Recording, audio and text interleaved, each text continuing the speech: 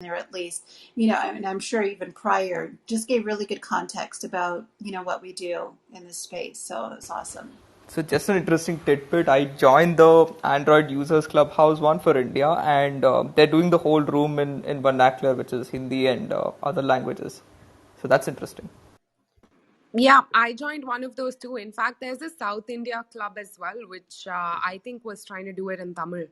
Oh, And there's another one happening tonight. So exciting stuff.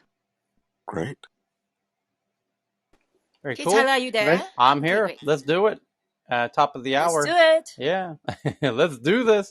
So welcome everybody. And then today, apparently the beautiful thing about today, first of all, happy Friday to everybody. And I can't believe it's Friday again. My God, the weeks go fast here in in tech news around the world.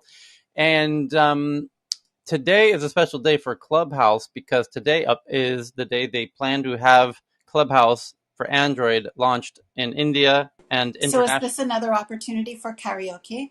Oh yeah, can you sing Hindu? Can you sing Urdu? Yeah, it's gonna get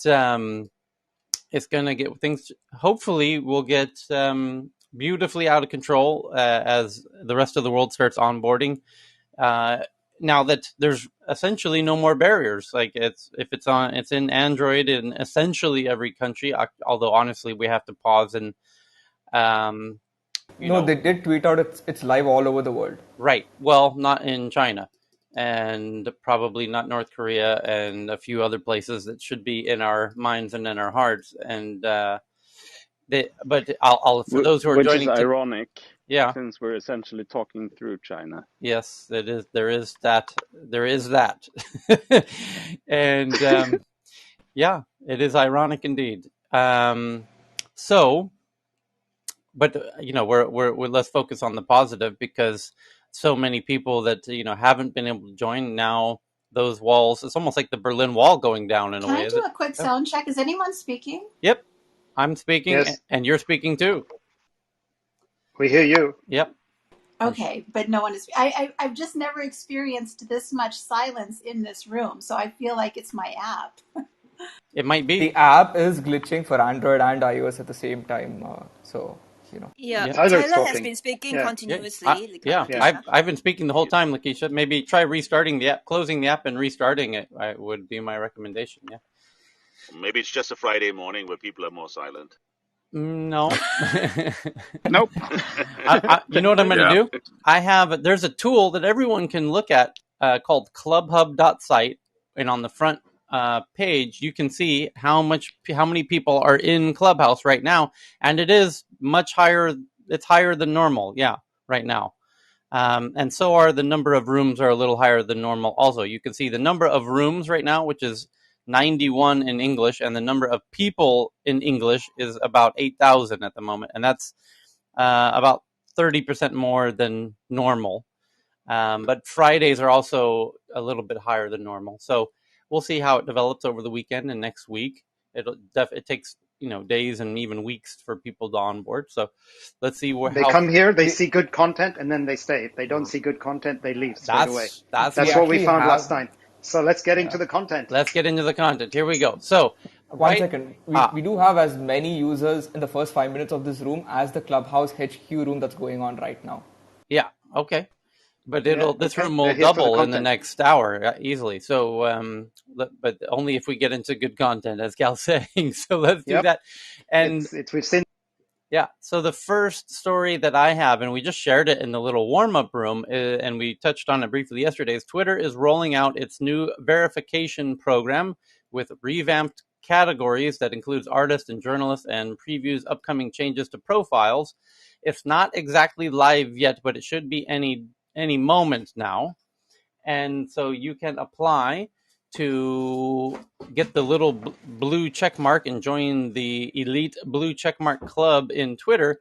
And the reason you might want to do that, other than your own ego perhaps, and bragging to your mom perhaps, is that when Twitter has their own version of Clubhouse now called Twitter Spaces, and in Clubhouse, we are on stage together. There's currently 26 people on stage.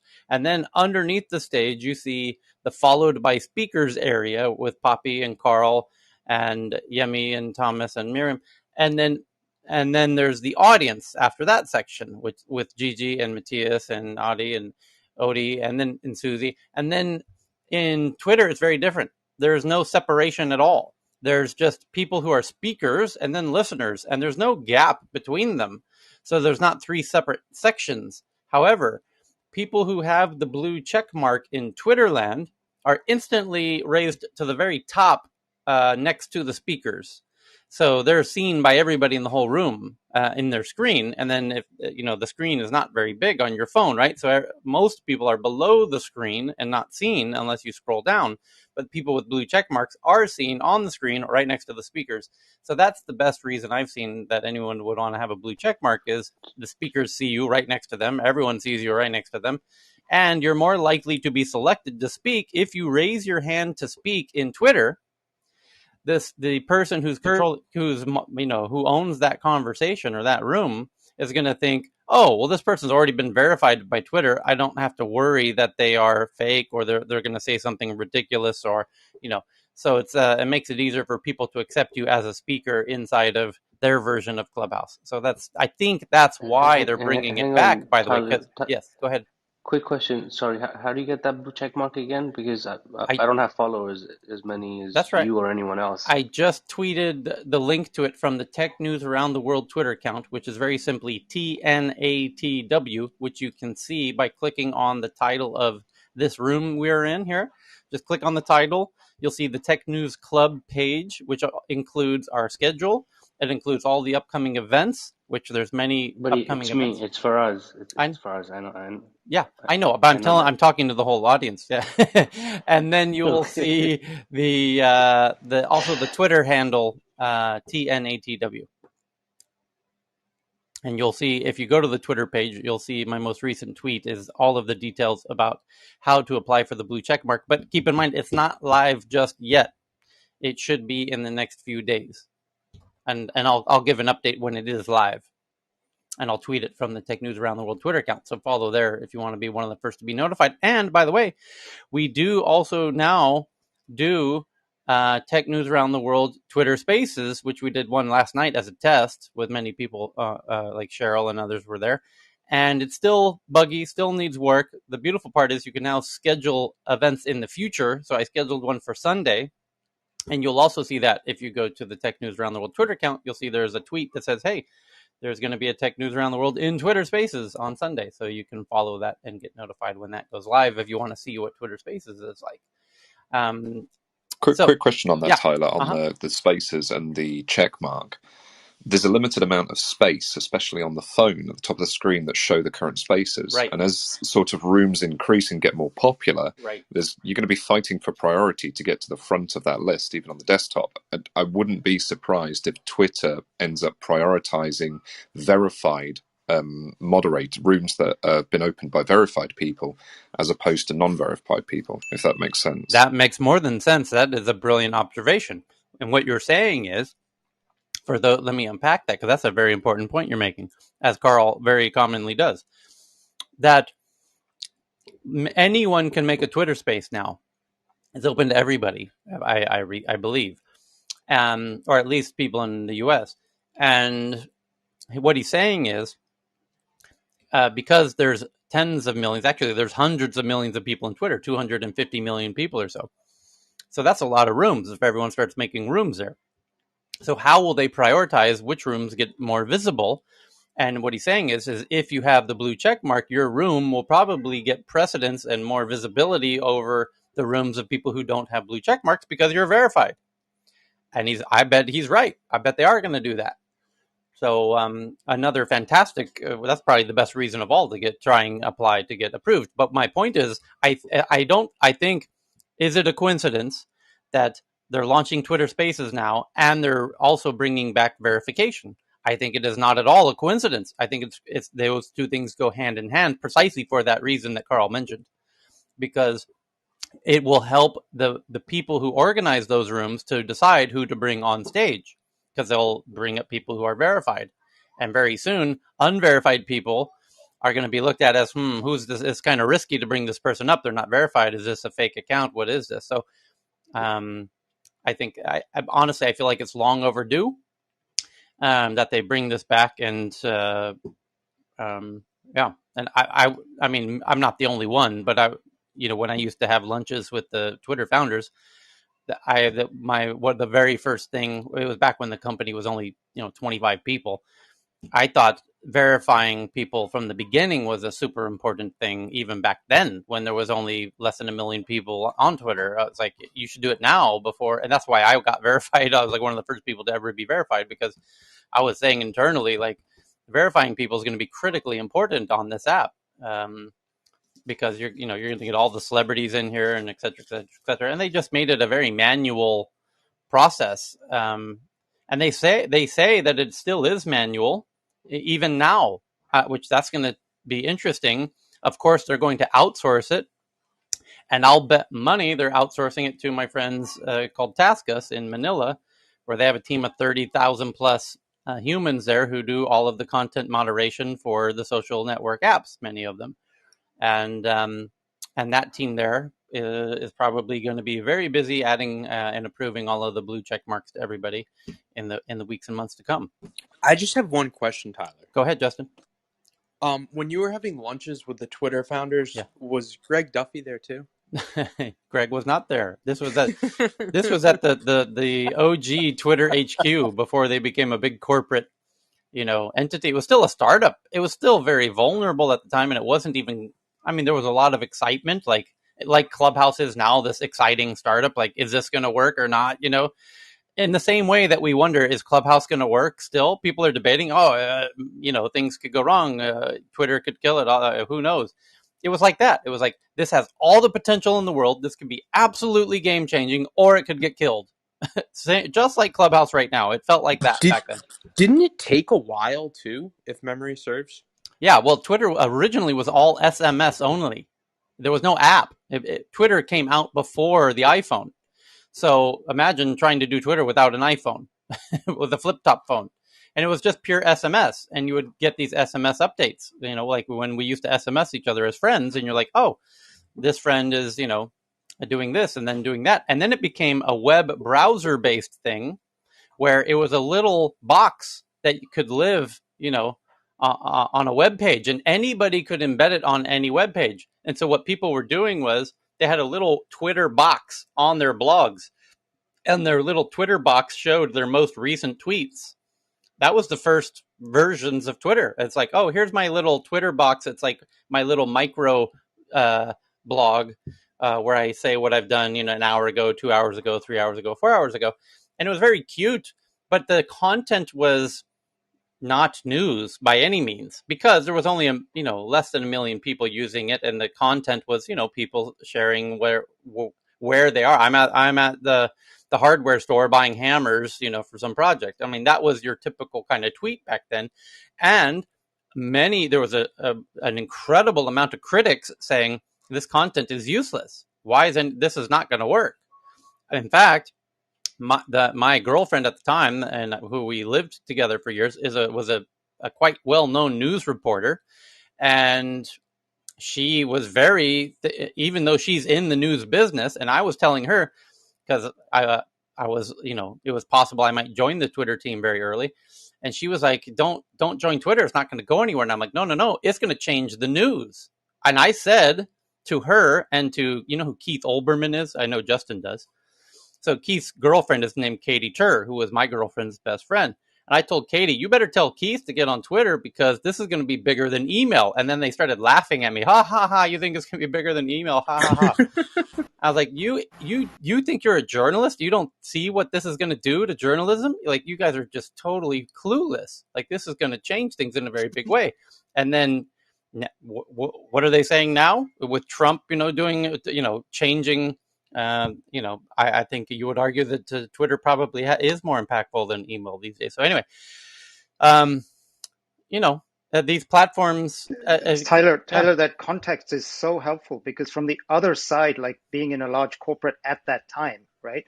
Everyone rejected Twitter in the early days. And, you know, and just to put context on new Clubhouse users here today, or just generally Clubhouse, everyone's talking, it's 1 year old Clubhouse, right? And everyone's talking about, oh, no, you know, content, some of the same things you're talking about, right? And also the people in a rush to get the corporates in here. I remember at Best Buy, we rejected, like the chief marketing officer at the time, Barry, just rejected Twitter. And then he went on and he became one of the biggest Twitter users out there because he jumped in, right?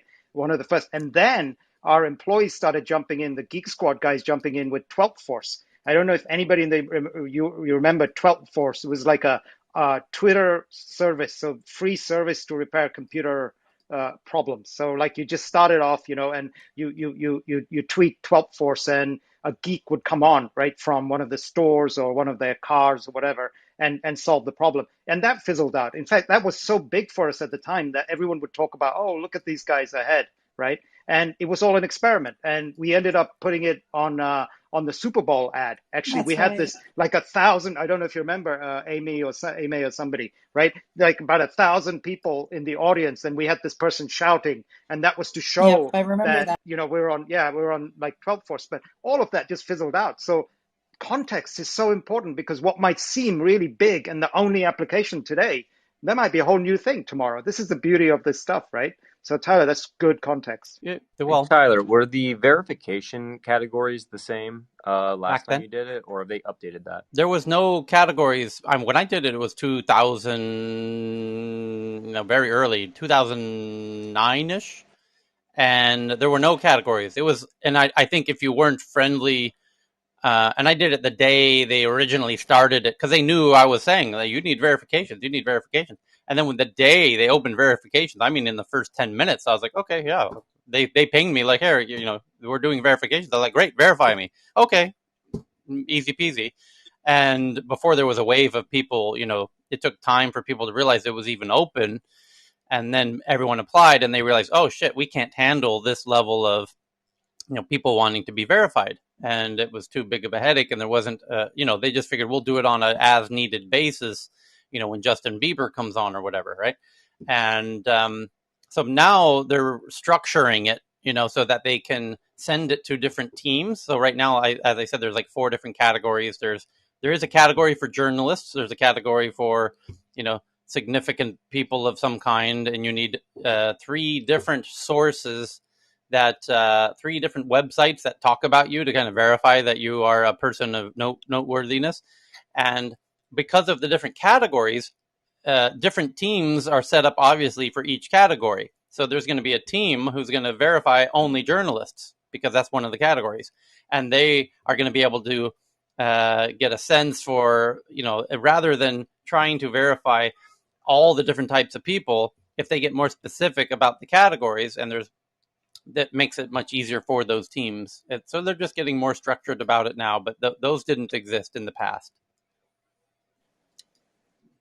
But like I said, I really, the real reason is because the Twitter Spaces is rolling out, and I think Carl discovered a great one, and then and I imagine there will be others. Which is it's a huge headache for them to do this, and they've known that they should have done it now for over a decade. So the fact that they're doing it now means it's actually important that they do it now internally. Which I'm glad they're doing it. Yeah. So I have another question, and it was actually fascinating, Tyler, you telling the evolution of Twitter. Basically, this new technology comes out, nobody knows what it is, and then it kind of evolves almost into its own thing. When we're looking at the competition between Twitter and Clubhouse, in your opinion, does it give Clubhouse an advantage that it doesn't have these guardrails that Twitter has, where people are going to kind of use Twitter Spaces in a similar way that they use Twitter, where Clubhouse, we don't know what it is, and there's more freedom there? No, I don't think that's the main factor. I think the main factors are going to be whoever embeds their rooms, whoever makes their rooms embeddable, like YouTube videos, where you can take a link to the room and go embed it on another blog. Whoever does that first, I think, is going to win, because remember when Cal was talking about companies coming on board. Right now, where there's this interesting moment, Clubhouse is in that interesting moment where companies aren't really sure about it yet. Some of them are watching it very closely, many are not. But do you remember when Twitter, all of a sudden, it became every company on the planet started putting their Facebook and their Twitter account on every advert that they had, and on every. It was like, my God, it seemed like it was everywhere for a while, and everyone wanted the social media boom, right? So that could happen, but it's hard to do that with Clubhouse today, because what are they going to say? Here's our URL to our Clubhouse club. It's this very long text URL. That doesn't work. You need a short little name like Twitter had, like, here's our Twitter handle name. And that was a key innovation, because it's very shareable. It's like our Best Buy. What was Best Buy's Twitter handle, Carl? At Best Buy? Yep. Yeah. Right, yep. right. Piece of cake. Okay, great. At Best Buy is on Twitter. Okay, great. Now I can follow them if I want. What is the Best Buy Clubhouse club name? Best Buy. Right. That's the name of it. I own it. But I own it. Oh, They're right. going to come after me very soon. They're going to come after me very soon. But I can't. That's not useful to me, because I can't necessarily find that, right? So you have a link, a URL to that, which is like joinclubhouse.com/QR %2020 5060 7085 QR 8 capital F lowercase q VDW. That's actually the link to your club. That's a problem, because they should do what Twitter did, is somehow make cute little names in the URL that make it very easily and clickable for people to get to your club and follow your club the same way Twitter did. So Tyler, it's a sore point for me at the moment. The MasterCard brand is currently being cyber-squatted as a club name on Clubhouse. So right. it's a real problem, and there is a process. So if anyone needs to understand if they've got a brand that's being cyber-squatted and it's inappropriate use, they've got the copyright. Ping me a note, because there is Clubhouse to solve for that.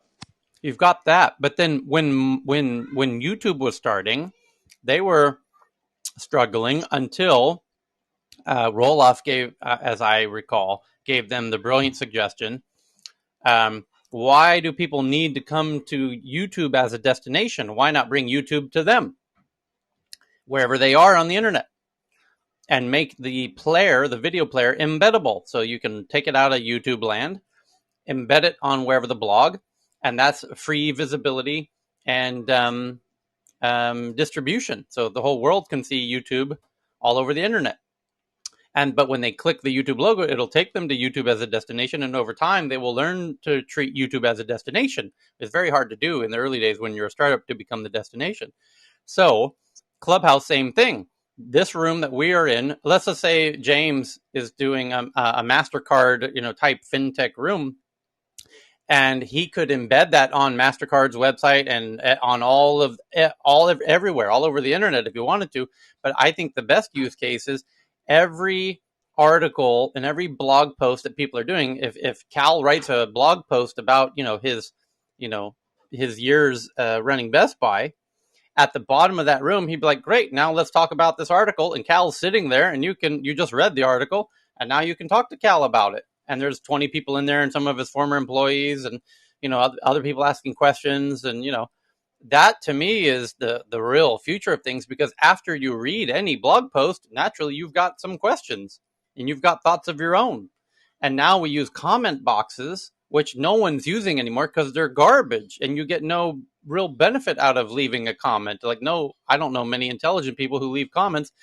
Surprisingly, it seems like only ridiculously uninformed people are leaving comments, and that whole system is just sort of broken. But a room there, especially in the context of 60 Minutes just did this huge video about UFOs, and everyone's talking about the UFO videos, and it was kind of international news in the past 48 hours about all of these UFO sightings by the Navy in America. If at the bottom of that post on the 60 Minutes webpage, why is there not a Clubhouse room with the journalists and the editor and the people who are in the video from the Navy telling their firsthand accounts? What if they're in that room? And we could talk to them like, did you really see these UFOs? that is the ultimate game changer from my perspective. And every tech article that comes out every day, tens of thousands a day, every news site on the planet, every article they write should have a Clubhouse room like this one that we're in now at the bottom of it. And the question is that going to be a Twitter space or is it going to be a Clubhouse room? Well, I won't be using it if it's Twitter. That's all I know. Well, I just hate Twitter. Well, here's the thing, though. Twitter already, because my friend Jane in Hong Kong is always the one who announces what products Twitter's working on before everyone else. She, about 3 days ago, found, as she's always known for doing, that Twitter Spaces now works in a browser. It's in beta, and so you can't see it yet.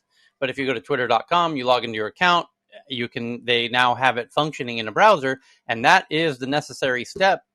That means it's the code works in a browser. You can now take that code and embed it in another web page very easily. That's trivial. So the Twitter apparently is already 80% of the way there technologically, and it's quite a simple step to just export the code and embed it in another web page, and the next thing you know, those rooms are popping up all over the internet, just like YouTube videos. But if I was Clubhouse, that would be my number one priority right now, because that's what's going to drive people. Because, by the way, what if you read the article, you see the little Clubhouse room, people discussing the article. Oh, you want to join the conversation too? You want to listen in? Great. Just click this button and join Clubhouse. And now you think people are signing up quickly now? Oh, holy shit. Tyler, I do believe the existence of Club Deck proves that it can't be that technically far off for Clubhouse either. To a degree, yeah. It's a slightly different coding, yeah. But you're right. It proves that it's doable. Of course, yeah. Of course, technically, it's possible. Yeah. Anyway, so the key thing I think is missing at the moment is that I think we are all converts to the idea that drop-in audio chat is a format we believe in. That's why we're here. Uh-huh. I think the interesting thing for me is, like to your point, Tyler, which of these platforms is going to be the winner? Is it going to be a hero takes all, or is it just going to be distributed across different social media networks as others build what they want to do and people find their audience there? What's missing for me is as a producer or a creator, if you like, is a hero app that allows me to kind of manage all simultaneously. Yep. I think, you and I are converts maybe recently to Club Deck, which allows us to stream elsewhere. Yep. It doesn't allow you to manage stages elsewhere. So effectively what I'm stuck in the mode of at the moment is I can host the room on Clubhouse. That's where I manage a stage. That's where people come up and can contribute to the conversation. Yeah. But effectively, all other channels that are receiving the feed are in listen-only mode and can't contribute in that platform. So I think there's something that brings it all together, I think would really help. Yeah, I've talked with Florian specifically about that, about the idea of create one instance and simulcast to the other platforms. And there's actually two things to consider there. We make a room, in Club Deck, and it gets simulcasted to Twitter Spaces and the Clubhouse room and LinkedIn's new spaces and Facebook's new spaces and Spotify's new spaces and whoever else might come up with these later. That's one possibility, but the other is also true. Is as a listener, there's going to be rooms in Clubhouse and Twitter and LinkedIn and Facebook and Discord and why I can't use all those apps simultaneously. So couldn't somebody make an aggregator app that pulls in the rooms from all of those apps into one mega hallway, and then I've got all the rooms across all the apps that I can browse all from one app as an aggregator. I have to imagine it'll be interesting to see which of those platforms allow APIs to enable that. But clearly Clubhouse does, because we're in Club Deck, and I've got all the rooms right here in Club Deck. So it'll be interesting to see if Twitter allows that as well. Yep. So there's plenty of other news. We can jump into other topics as we always do. But now that we're 30 minutes past the hour and the room is getting up to its normal numbers here, I want to just give another warm welcome. Happy Friday to everybody. And we were just talking about the new Twitter verifications, but turning to other topics, one of the big hot topics at the moment is the fact that Snapchat just released their glasses. They're very funky looking, I'll tell you that much. And I just retweeted it from the Tech News Around the World Twitter account, so you can take a look at them. They're very stylish, very, very modern looking. I'll say that. They're called Spectacles by Snapchat. And let me read from their release here. The next generation of Spectacles. And you can also see this at spectacles.com. And it says, well, let me take off the Swedish version and go to the English version so we read. This is version 2.0, right? The previous ones had like the lights around your eyes or something. Correct. I have to say, they look pretty freaky. No, it's more. They look very cool. Because yeah? They went up to 3, right? Uh-huh. So we had the first ones, the second ones, the third ones, which are out right now with the double cameras. And then what we're talking about now is the AR glasses. Yeah. Which are coming sometime in the future. Yep. But do go to spectacles.com, which you can get to very easily from the Tech News Around the World Twitter account, and you'll see a beautiful, huge, full browser image of this thing. They look, I think as a geek, they look sexy as hell, but they are they're very loud. Like if you're wearing these things, people are going to know you're wearing them. They're clearly not meant to be. They're a little too wild to be thought of as normal sunglasses. Kind of on the edge of that. But then if you scroll down, you'll see a glimpse of the experiences of what it's like to wear this thing, where it's augmented reality, and it shows someone standing on a beach with the whole solar system spinning around in front of them, and somebody standing on a basketball court.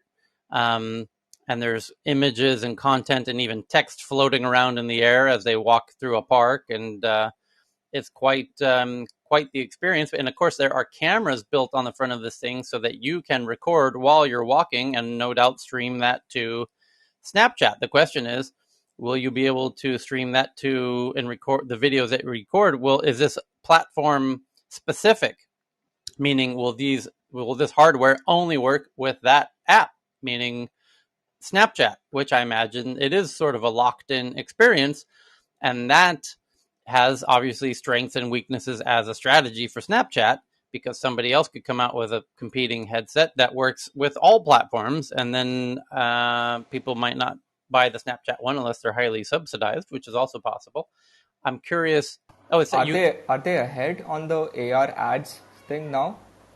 This looks interesting. Yeah, it's $380 for these, which is not cheap, especially if it's locked into only on Snapchat. Because I can imagine Instagrammers would love to use this, as would YouTubers.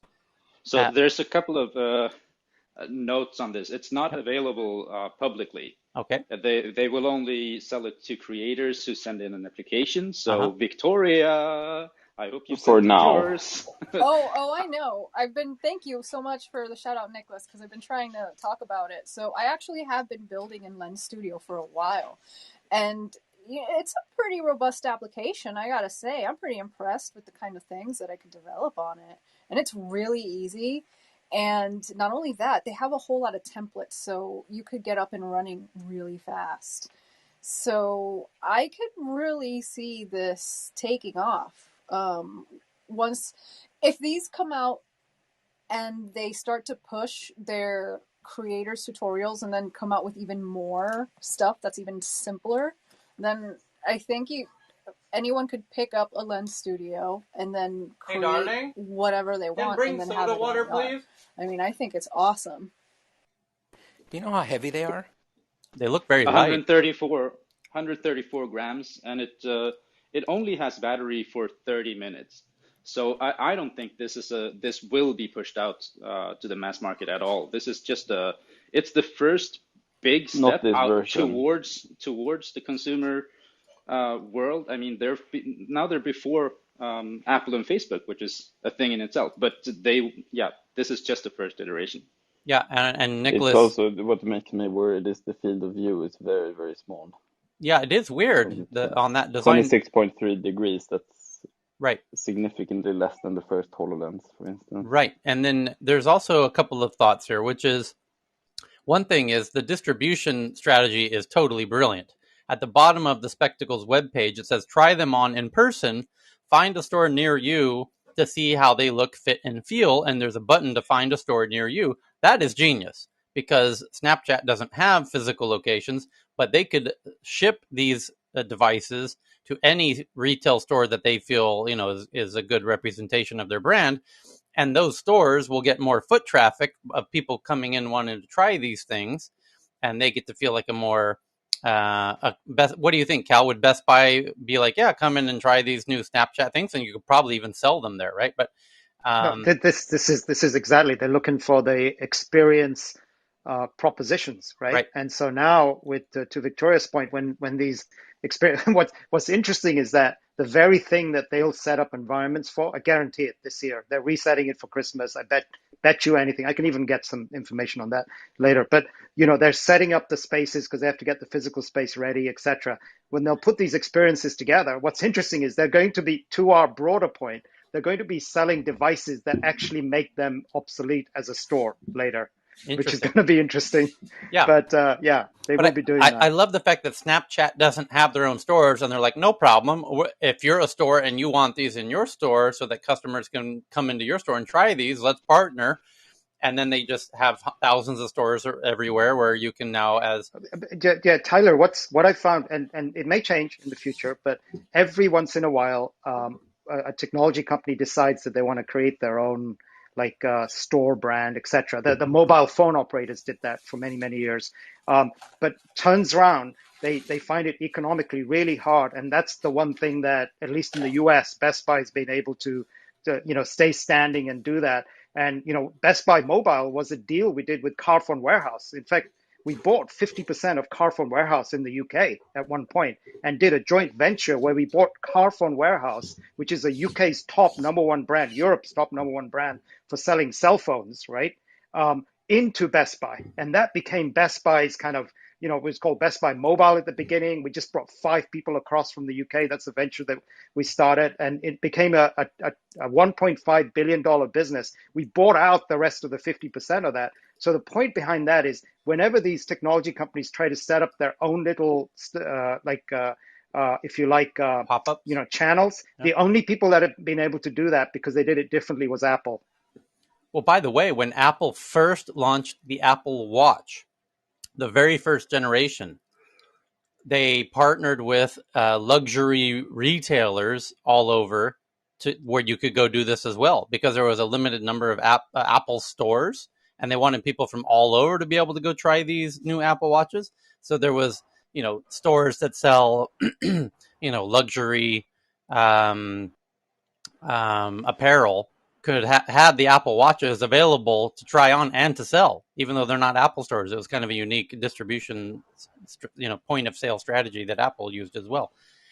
That is super interesting. I wondered why the first Apple Watches were and they had a $10,000 watch. Do you think this was just playing into that distribution opportunity? Oh, they did have that gold one. That's right. Yeah. Yeah. They were, people were spending $10,000+ on a watch that was clearly going out of date in a year. Yeah.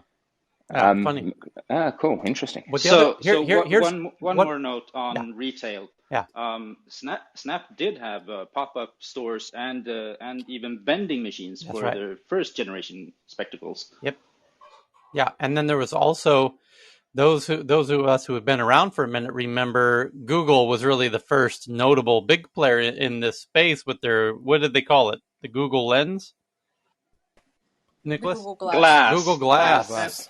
And the wearers. By the way, on this vending machine thing, just Tyler, turn me off on retail. That's my game, so just turn me off if we're off topic here. But on the vending machine thing, one of the things that we did, and it's a venture we started, Lakeisha might remember it. It's this thing we started called Best Buy Express at airports, right? It was a little venture that became, you might see it in US airports still hanging around, right? It was as a company, but I see that as quite a big channel, right? And I see the vending machine technology coming from Japan, actually, Cheryl might have a good view, is so much more sophisticated than what we use in the US right now. And I see people, those kind of channels where, you get stuff really quickly. And somehow, if you could get the experience, if you had a VR thing, a VR experience attached to that vending machine in an airport, so you can actually see the product. You try it out, you put your little VR on, you see the product, you use it, and then you click the button, the product's there, you're on the plane, you're using the product. I can see that being strong, but anyway, I'll move on. So I want Tyler, there's a bit of breaking news. Right? Yeah, but let's hold it. I see your tweet. The one other fine point on this is this spectacles from Snapchat do look a bit in terms of form factor at like Google Glass. And there was, by the way, the reason Google Glass doesn't exist at the moment, well, there's a few reasons, but when it came out, it was met with an incredible amount of pushback because people were worried that they were being video recorded in the bathrooms and whatnot, right? So this device looks, again, has a lot of similarities to Google Glass from a form factor. It's got these very obvious cameras right on the front. It's going to scare the shit out of a lot of people. Are you recording me right now? Are you recording me right now? We're going to have to go through that whole experience all over again now, 5 years later. I guarantee you right now, there will be headlines in the weeks to come about, how some comment from Snapchat about, how these things are being used in public, and that's going to spark big public debates again, all about recording and privacy in public. You want to comment on that? I think we've moved past that. They've had 3 generations of these without the screen, and people are just more used to it. The whole thing. This was, mind you, when PRISM and NSA and the whole surveillance thing was a hot topic.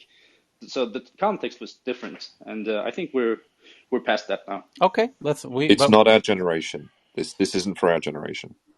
True. Fair point. Fair point. Sorry to cut you off. I'm probably the only party hatter in this moment. I have a question to Akhil. Akhil, are you in India right now? Yes. Can you just go on Flipkart? I see the Snapchat Spectacle 3 are on for sale. Are those original or are those fake ones?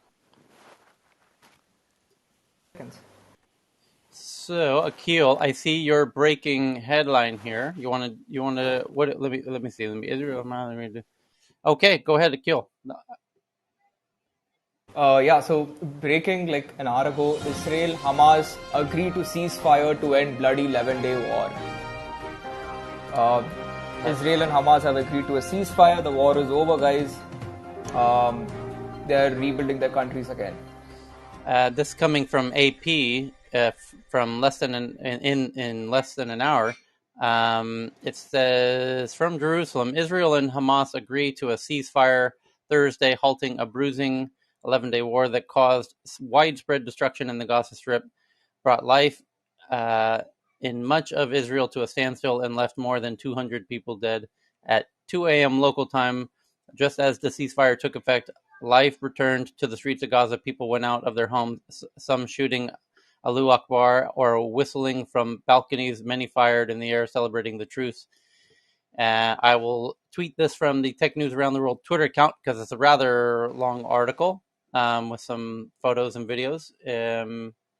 But happy to hear that people won't be losing family members and lives in the next days to come here.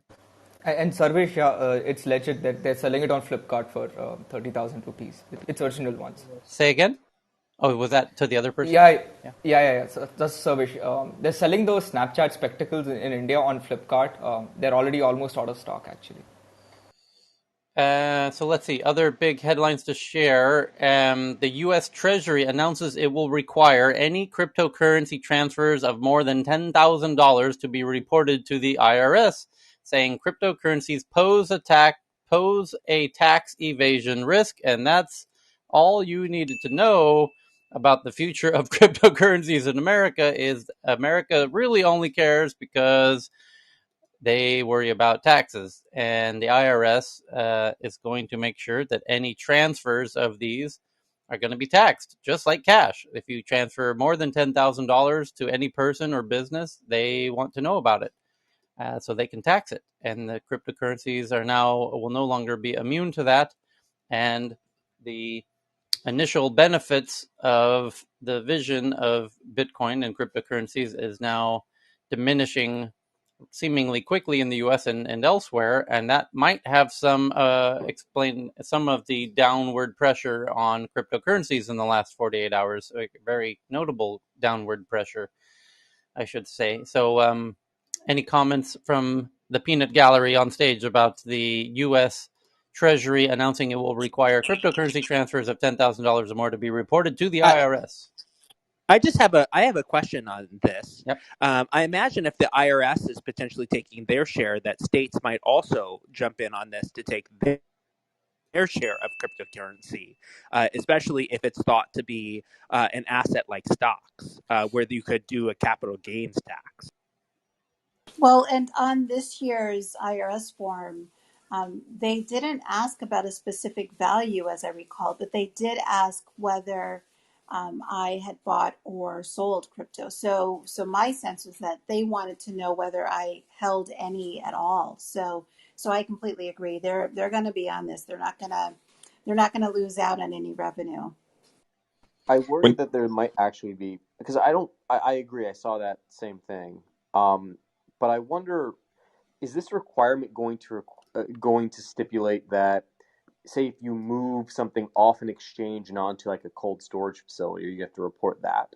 Because then all of a sudden, like, what happens if you lose your wallet? Let me read the article, because hopefully it'll cover that particular Tyler, is this interesting question case. Yeah. Tyler, is this question related to business taxes in the U.S. or personal No. taxes in the U.S.? Personal. Okay, well, I have a bit of that because I took a course in taxation for crypto. Lakeisha, I heard you say that it's on the first page under the signature section of the 1040 for this year. The main thing that is happening, many of the CPAs are being given the go-ahead to start collecting information. I help clients fill out the form 8959. And in this particular personal taxation, anything that you do that moves from an exchange to not to a wallet, Tyler or Lakeisha, right, only if you're moving it from an exchange. So basically, these day traders are going to get hosed because basically the difference between when you're in the stocks versus crypto is that every movement is considered a transaction that has to be recorded. So if you are day trading, you better have some really good records because they're going to go to the granularity of it. And there's companies already doing this for about 3 years now. And they're basically allowing you to come clean because IRS is reporting on your own. And so then this from is there, a tax on liquidation, only if you liquidate. I'm sorry, Akil? It's a tax only if you liquidate stuff. No, actually, you're correct. Yeah, you're correct, Akil. Any form of liquidation. So like, it's kind of like, even if you're saying, oh, well, it's just a little bit, it doesn't matter. Every movement counts as a transaction. And there's a lot of misinformation on Clubhouse regarding this. And this is something that's going to hurt a lot of people because they're day trading and they think it's only going to be when they take it out permanently. Another, that is also a taxable event by the IRS.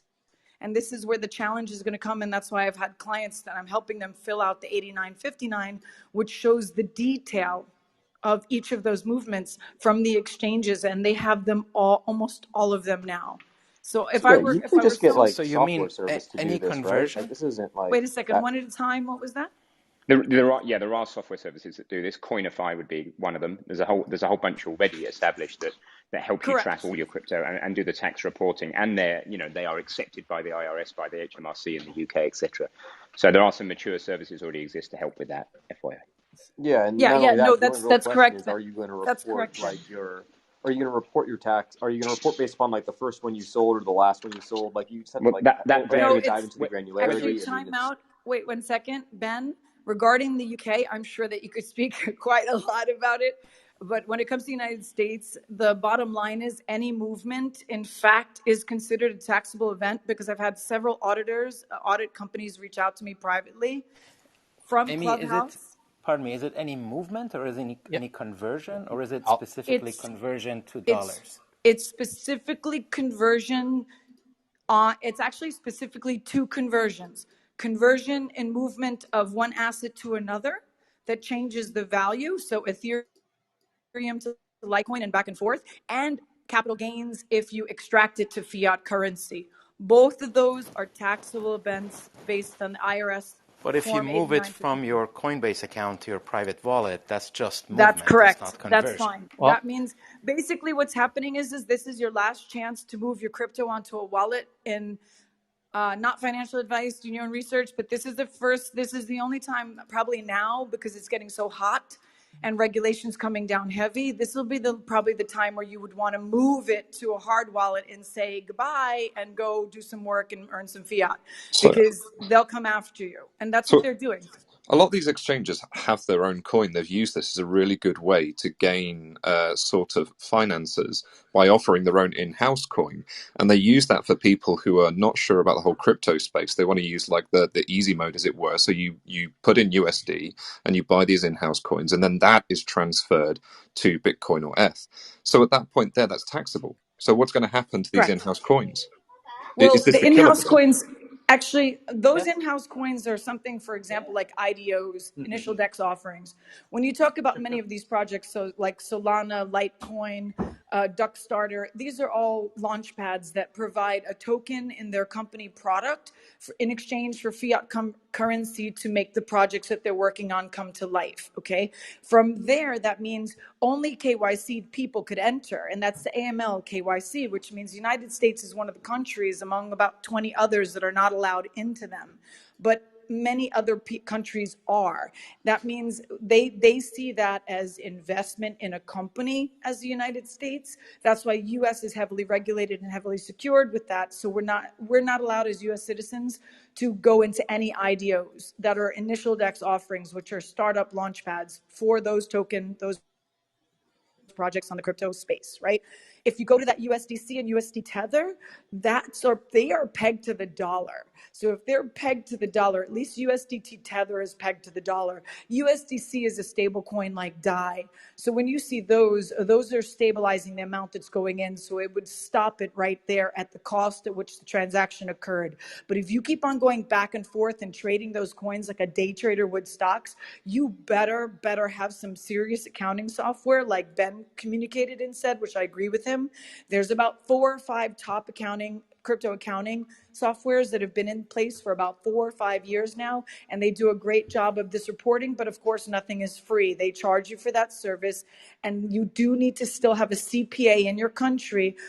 At least look at what it is that you're putting forward. And to be quite frank, Lakeisha, this is really where it's going to be very interesting, because it does sit on the first page right above your signature. So, and it's a small line, and it's only a checkbox now.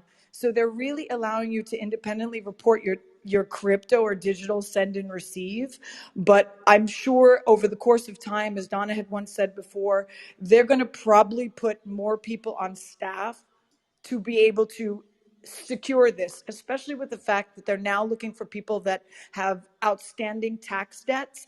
They're going to go after their crypto now. If you're a US citizen and you have outstanding tax debt and you have crypto, they're going after your crypto. This came out in news about 2 weeks ago. They're going to go after your crypto if you owe if you owe any money to the US government in taxation. So a notable line. Amy, that was excellent. Thank you so much. Yep. You're welcome, Lakeisha. So that was super insightful. Thank you so much, Amy. Yeah. You're welcome, Akil. Do follow Ame because she. Is there any legal ability for the US government or the IRS to go directly to the exchanges? Like, can they actually do this for the information? They can in the US. They could secure. If in fact, well, it's how they did Bittrex, right? Was it BitMix or something like that? The guy who's actually might be going to jail now, who opened up an exchange in the Seychelles, and it's a long interesting thing, because this is what's happening. This is what's happening right now with why they're kind of challenging Binance. That's why they're challenging Binance, because what's happened is many of them did not KYC. And because they didn't KYC, they've got Americans in there, right? But if the United States says, hey, we're coming after your exchange, you better not have Americans in that exchange. All the exchange has to do to prepare is get rid of everyone that has KYC'd a US address or a driver's license, and they get them out. And once they get them out, they've come clean for the US. But those exchanges that still have loopholes for people to get in, like Binance, then very well they're still looking heavily at Binance. So that's why Binance is set up in Malta. That and the fact that they're massively moving probably correct, illicit numbers. But the CEO CZ Binance has been very active on Twitter, talking with making commentary about this, saying that look, at the end of the day, I could secure this exchanges to not let Americans in, but at the end of the day, they will find a way to get in. And these people are technical. They know how to hide the VPN router. They know how to hide their IP addresses. So there's a lot of ways that technical people could get into Binance.com without someone knowing they're dialing in from the United States. So all CZ Binance is saying is that we can't get everyone out, but that is now up to United States to sort of find them.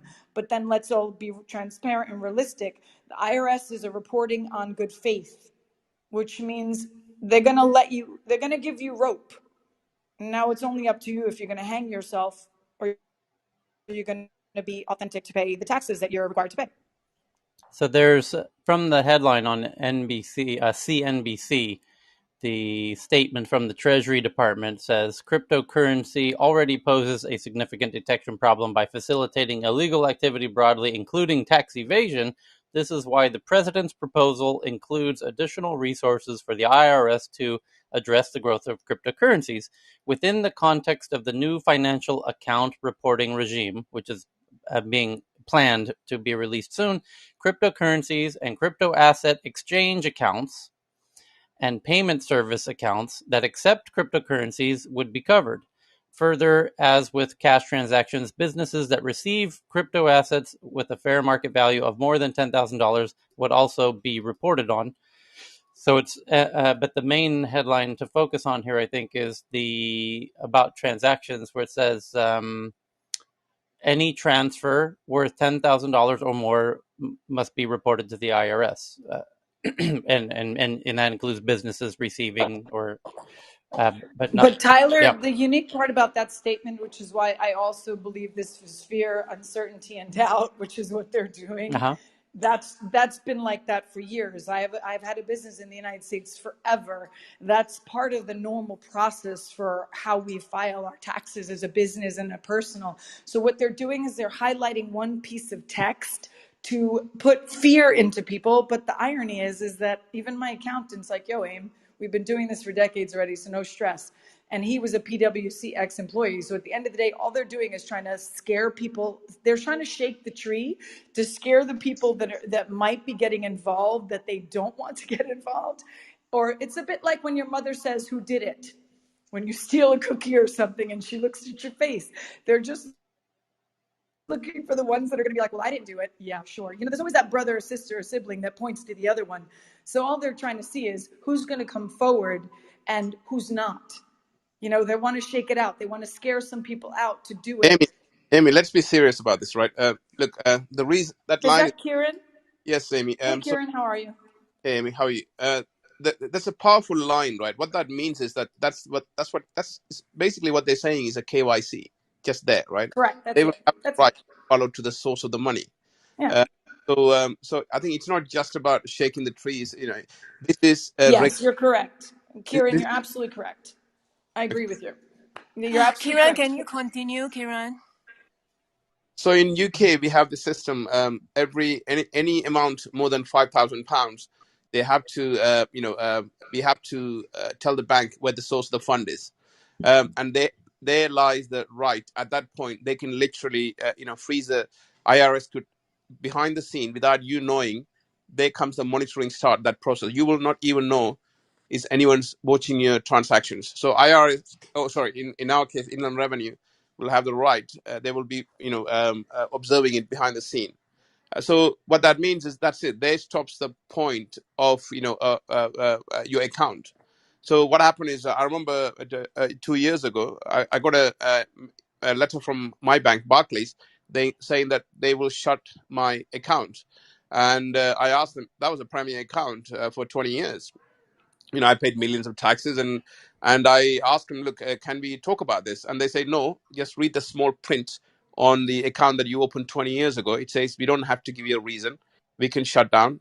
You're only going to be allowed to withdraw, £500 until you prove the source of the fund, in your account. So so what that does is that means that they can literally use the small prints that you never read in the last 20 years. When you open all of your financial assets, all of your mortgages, all of that, they can literally freeze at that instant. Right? That's what the power they have. It's not just about the $10,000 and shaking the trees. It means all the financial assets that are tied to that small prints that, it's been said that the banks have the right to shut down. They can literally shut down and investigate every single thing you bought. If I've read this correctly as well, it also captures sort of, as I think someone else highlighted, if you're converting if you're exiting a Bitcoin trade and entering an Ethereum trade. So if you're moving from $10,000 from one cryptocurrency to another, they also have to report that. And also, this That's space, correct.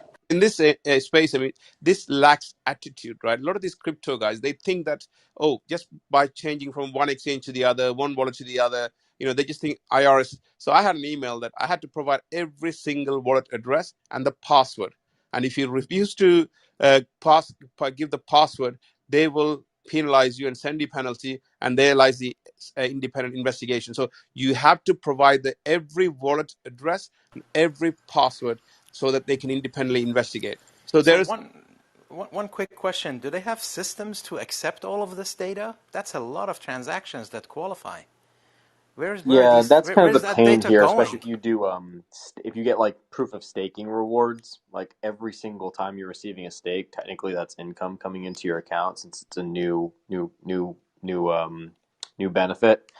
Like that's the pain in the ass. I think that's the real one. Why you actually need to get like some of these tracking softwares to oversight it, because if you don't have it. But does the government have the systems in place to even accept this data? Again, I think they're relying upon your reporting to do it. The real question is going to be if they actually want to audit you. But right? how do you report? Do you Well, file actually, papers? for the it's on United States if you're in specifically, the U.S., I can talk about I it. But if can't you're see outside of it, who's asking that question. But for the United States, they have Form 8959. And that Form 8959, as Ben was also sharing, those international, like Accountify, CoinTracker, Coinily, they all parse information in the data that fits extensively into that Form 8959 after your tax accountant manages some calculations of profit and loss, capital gains loss, where you've actually gained, where you've lost, but they do go down the whole narrative of the whole list. So it is like a data dump from within those exchanges into a parsed file, a text file, and then it's just done with Excel. These softwares actually make it easier. so it's literally no Seems a bit different than any backwards other if we're sort of talking financial blockchain, no? securitized transaction, basically. Hey guys, can I just check one thing? Tyler, are you there? I just want to, it's top of the hour, just maybe a quick, Yep. oh, you're there. I'm here. Go John and then Frederick. No, I was just saying, like, it's just like any other security transaction. Like, it's like you track your records. Like, if you day trade, you know what you have to do. You keep your book, maintain compliance. Like, they're software. This is not that difficult. Fred? Doesn't it also put the onus on the exchange to track this? So, I mean, whether it's HMRC or the IRS, they can go to the exchange, they can go to the processor and say, right, okay, values above, trades above 10,000. We want to know who they are between, what cryptocurrencies are involved. I mean, so this capturing the data isn't a problem because they don't have to do it. They just pass a But they law can and then just the exchanges have to do Exactly. it. Exactly. Frederick? they can look at the blockchain now. So They're not going all to do they that. have They're to just going do. to go to like they would through interactive brokers. It's a similar process, right? Oh, they're definitely going to look at the blockchain. They already are. Sorry no, to there. cut off right now. That's how they go and Guys, let me shut give down you an BitLeaks example. So and in so forth. UK, so there is a team they have. So they asked me for all of the wallet addresses for the last 3 years, and I had to provide. And I think there's already have teams in place. But when you look in the from outside, you might think they don't have the team. They do. I received an email saying, "Can you just provide all the wallet address and password?" And I independently had to go through the whole process. Yeah, for sure. The trend. I work in banking, so I mean, we have teams looking Kieran, at what do you all mean by things. you had to give them the passwords? I don't get it. You give them, is this what currency was this, and what did you exactly have to give them?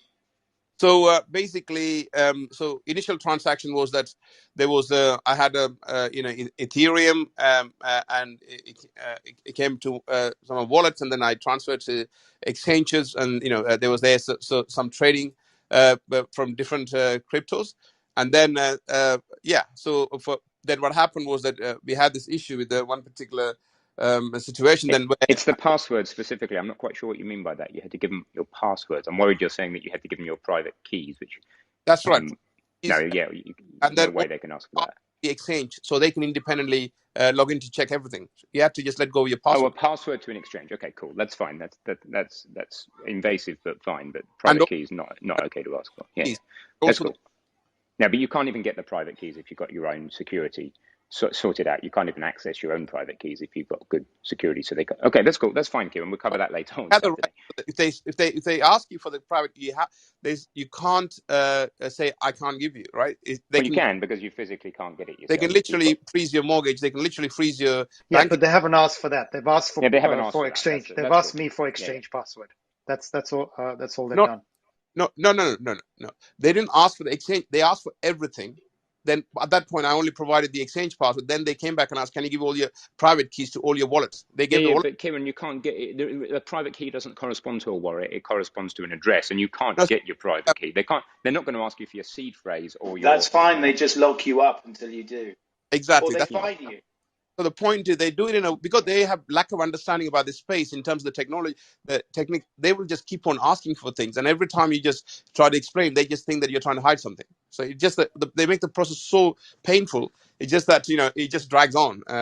You see what I mean? And then until that, they stop you from having access to your other stuff that's day to day you deal with, like your mortgages and your banks and your savings, all that kind of stuff. Okay, moving on. We'll leave it there for now because no doubt it'll come up again later today. So hold the.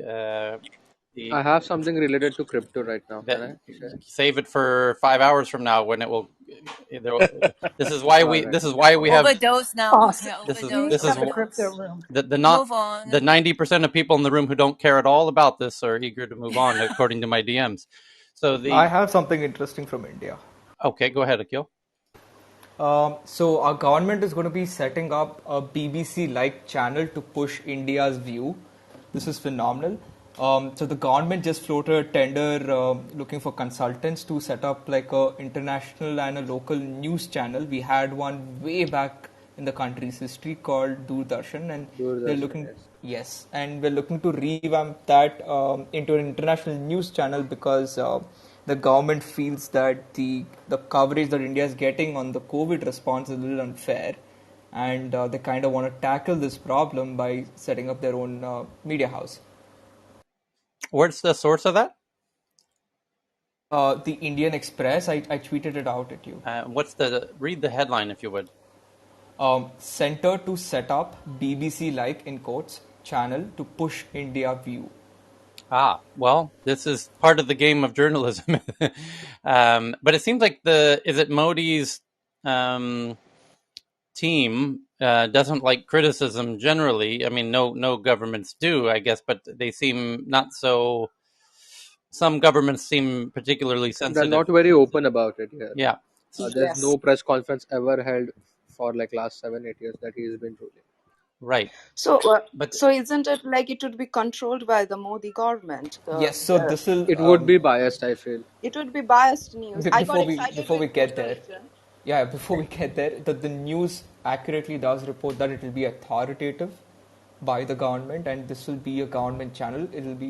They intend to call it DD International, which is, I think, short for Doordarshan International. But this gets it. I'm hold on. This is a really important debate we can have here, because as critical as I am about journalists in 2021, because they do lots of slanting and they have agendas and they misreport stuff all the time, and that's what this room is about fundamentally.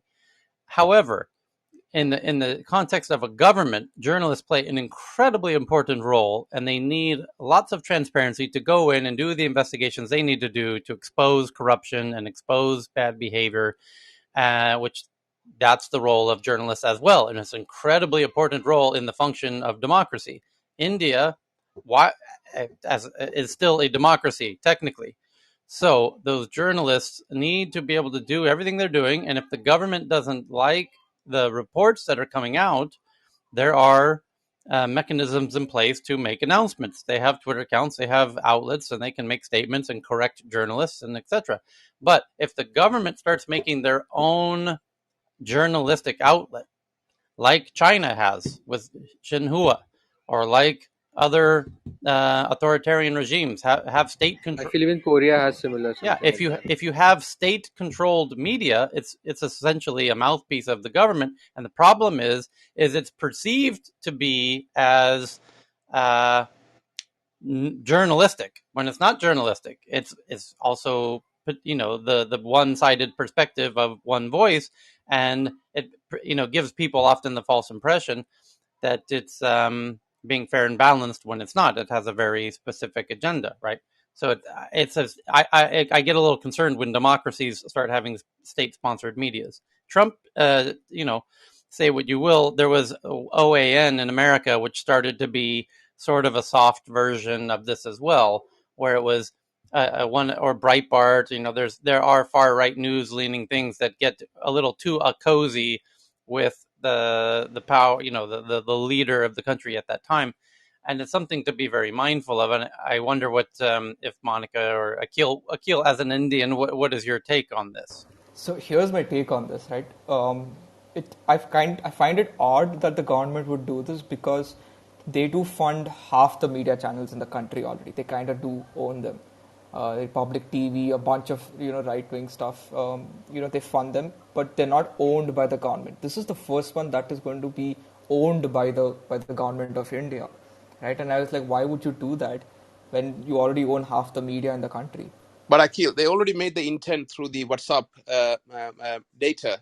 The headline we had, a couple of weeks we've been talking about they're asking WhatsApp not to enforce that data encryption, because they already worried about the monopoly the WhatsApp is having in India, right? Because a lot of the stuff I noticed in the last 3-4 years, a lot of the wildfires against Modi's government spread quickly through WhatsApp, right? They had no control over that. And now they're trying to get WhatsApp not to pass that data privacy, because they know that if they do that, they can embed Instagram and Facebook to it. And if you imagine WhatsApp becomes let's say Instagram becomes the storefronts in India, or Facebook becomes, and then WhatsApp could act as the kind of the payment structure underneath, and they're worried about all of that data being captured in a centralized point, which they can lose control. That's why so they already made the intent through tech companies, just like the Chinese went after, right? So but the interesting thing, Kiran, is in India, even if outside India tech companies get the data, India has a way of enforcing their own rules onto these tech companies, like what happened with Facebook or Twitter, right? So I don't think that's a major point of concern, at least for the present government. Even like I would say, for instance, if any celebrities from out of India tweet against the Indian ruling government, those tweets will be taken out right then and there within an hour. Exactly, Kiran. So that's why I'm saying I find it odd that they want to do their own thing now, when they already enforce so much control over outside stuff that they don't Here's own. A related point here isn't this more focused on international audience rather than inside? So it's more of I feel in my opinion, what I feel is the Modi government is trying to get into good terms with the world and clean off the blood from their hand. That's how that main motto is going to be, because the pattern I'm seeing with this Modi's PR team right now is what they're doing is whatever the blame game is going on right now, they're just pushing it off of their shoulders, and as then we can get it themselves cleared out, and then they will try to propagate their own agendas and then success stories out to the world. Okay. So here's one thing. Hold on one second. I think it's more. Sahin, hold on 1 second. There's an article that Faraz just shared. I just retweeted it. This is not unique to India by any means.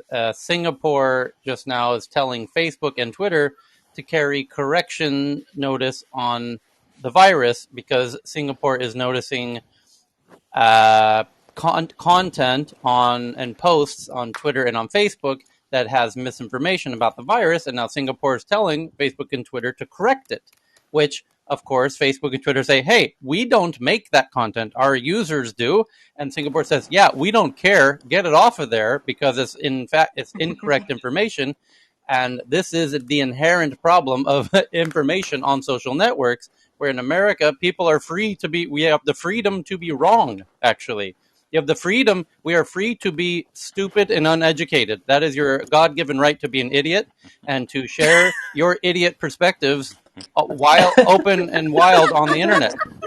My grandfather died in Korea so that you can be an idiot and share your stupid perspectives on Facebook and on Twitter. So we had Indian politicians actually tweeting out saying the new strain of virus is from Singapore, and prominent politicians, people who run the capitals out of people. Right. But hold on. I have to finish the article because Facebook and Twitter confirmed receipt of the order from Singapore and said they complied as per the local law, because this is the new dynamic at play, which is the standoff between countries and Facebook and Twitter. When in each case, this is the most recent example today in the last 24 hours in Singapore, where Singapore is telling Facebook and Twitter to do something that even in America, this has been debated now for many years, where America says, hey, Facebook and Twitter, take that down. And Facebook and Twitter says, nope, we are a platform. That's not our content. The law says users can post whatever stupid stuff they want. That's just the way it is. And Singapore says, yeah, we don't play that. You either take that off or we're banning you from the country. Got it? And they say, okay, boss, sorry about that. We'll remove it right away, boss. And then India is doing the same thing right now. India is saying, Twitter, you remove those tweets or you're out of here. And Twitter says, okay, boss, whatever you say, boss. Russia did the same thing. Russia said, hey, Twitter, get this shit off of here. And Twitter said, let us think about it. And Russia said, okay, while you're thinking about it, we're just going to slow down your service to half speed in Russia while you think about it. And we'll give you 7 days and let us know what you think.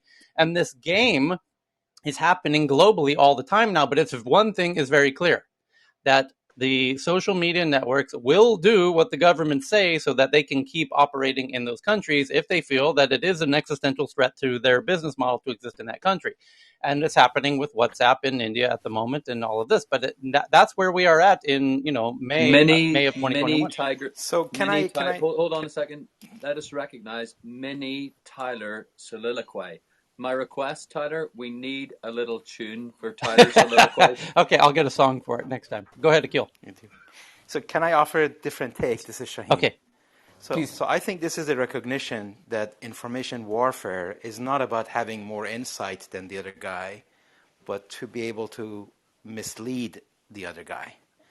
And I think these guys are understanding that they have to participate in this information warfare directly. Ooh. And they have to produce their own content and spin it their own way.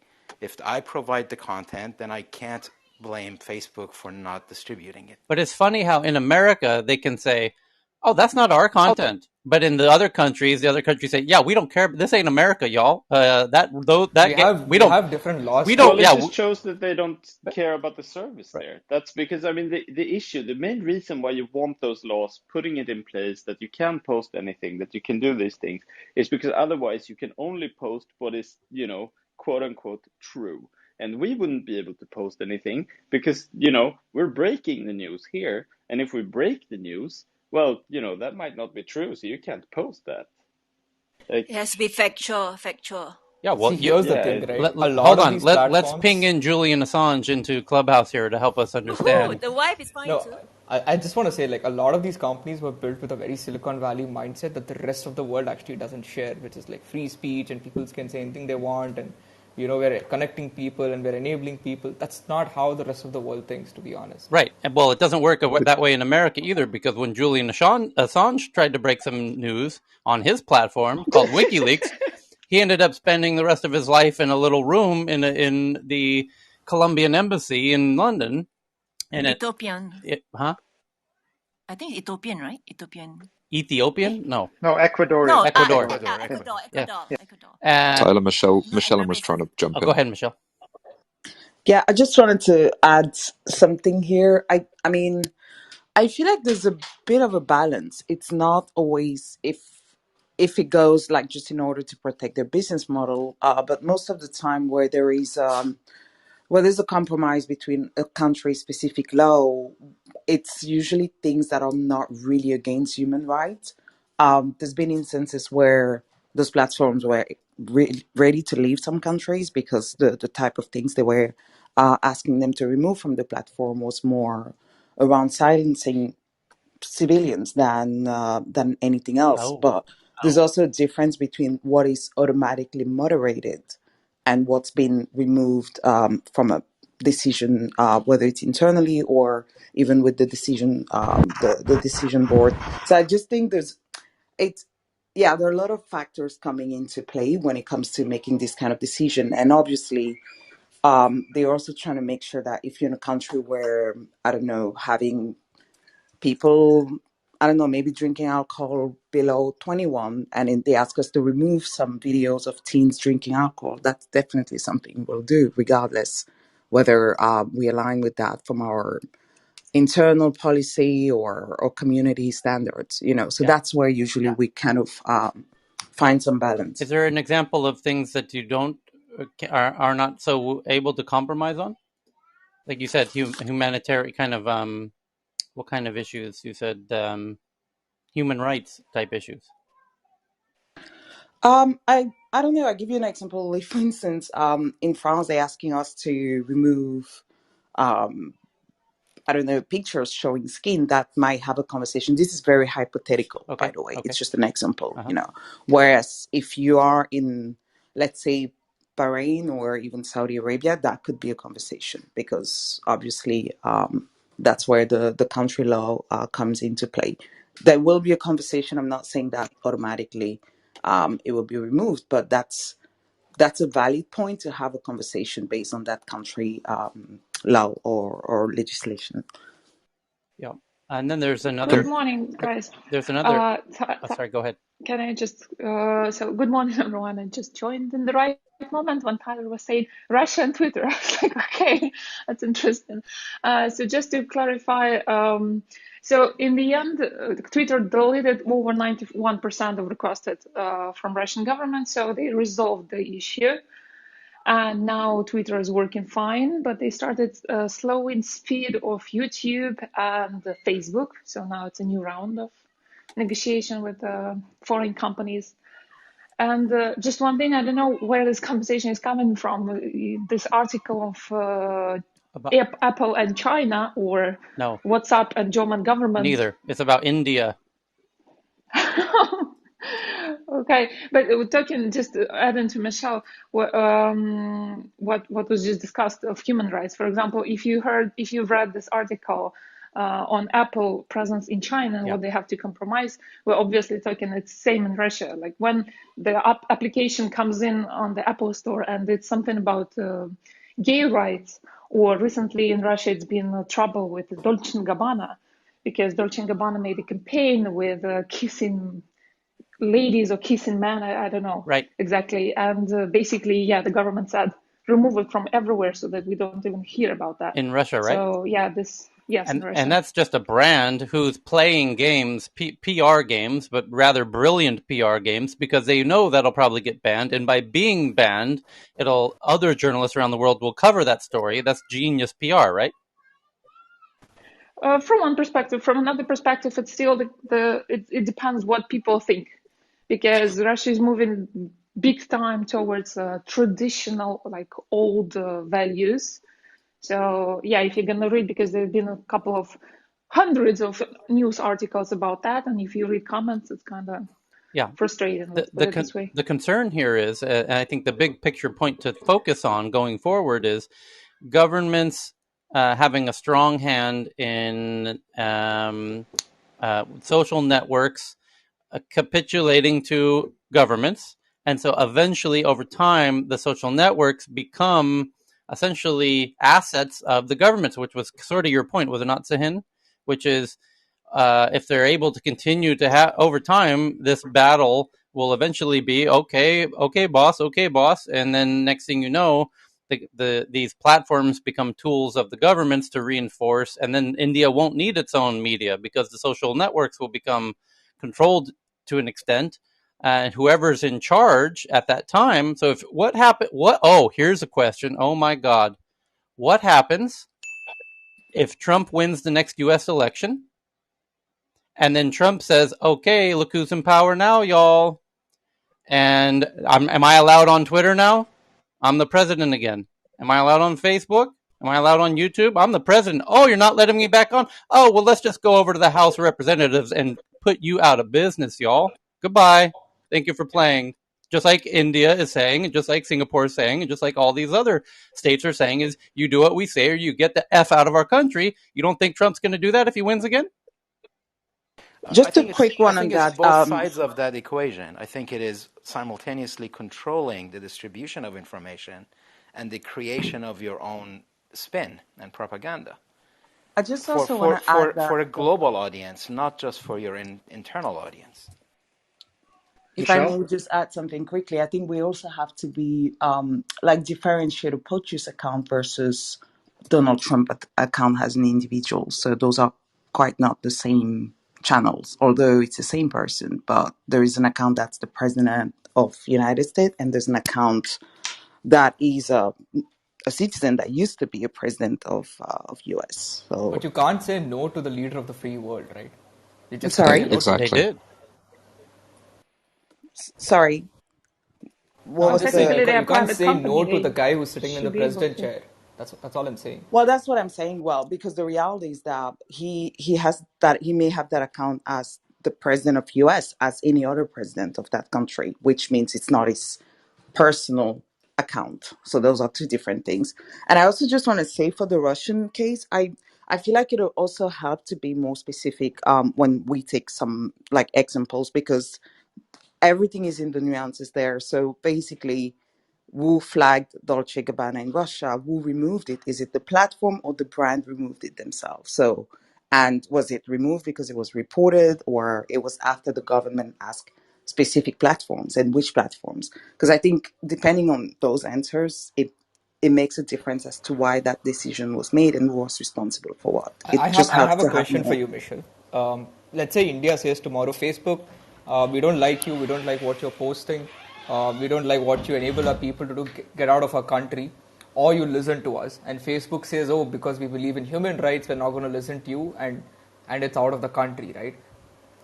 You think they would do that because that's going to have a significant impact on their stock, and Wall Street is going to take them to task because these are publicly traded companies now.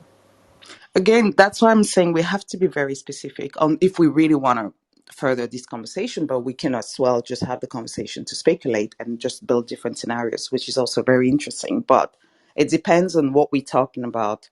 For instance, the WhatsApp case is not related to what decision could be made around other products. It's very specific cases, and there's always a reason why these conversations happen in the first time. And this always opens a conversation. So it's not just a matter of saying, get out of the country. There's a lot of things happening backstage as So the well. case I would present to you is what Facebook did with Trump, right? They said, Trump, don't get onto the platform anymore. Now you're not a president anymore. If that happened in India, I know for a fact the government would vote the company out. So how would you guys react in that scenario? And again, that's what I'm saying. As far as I know, it wasn't a case of get out of the platform, you're no longer president. It was the breaking one of the rule of the community policy, and it had nothing to do with the fact that you're no longer president, as far as I know, at Right. least. Maybe it may No, have something what to I do, mean to but say is these people are more than people, right? They're icons now. They held positions of great power. They're not another human being or a part of the Facebook community anymore. They have clout. They have a lot of pull. Well, yeah, no, and that's why Facebook didn't make that decision. If you've been following a little bit, there was an advisory board that had to make the final call on this particular topic. that's where So it gets interesting.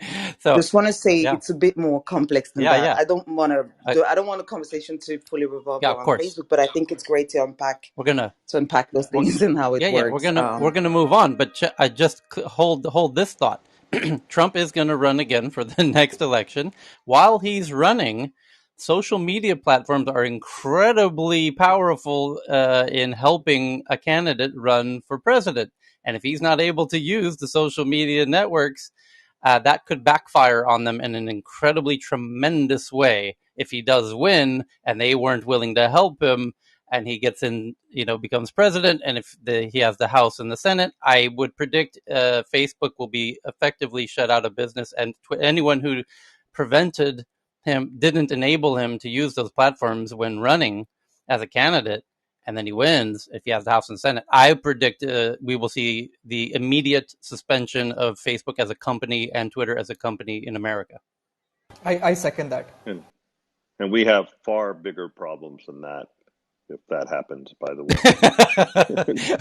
So, Dan, that would be the least of our You want to problems, turn it to green tech, Dan? Is that a good segue? That's a nice transition. Yes, man, Dan. oh Do man. it, Dan. Go ahead, Dan. It's hard Well, to How can it even where be there is a legal, this guy possibility can to fly again? nationalize that, actually. Russian way is just nationalize the company they don't like. So I'm just wondering. Yeah, there's different strategies to Trump can do employ. something similar. The question is what would you do if you were a major social network and there's a president running for president, not currently yet president, so he's still a person. Per Michelle's point is, well, the president has a account, but the individual doesn't. Well, the individual is a candidate. And if you didn't, do you support them or not, knowing that if you don't and they win, your company is killed? What do you do in that situation? No, you don't support them because that would help them win. If you supported them, right.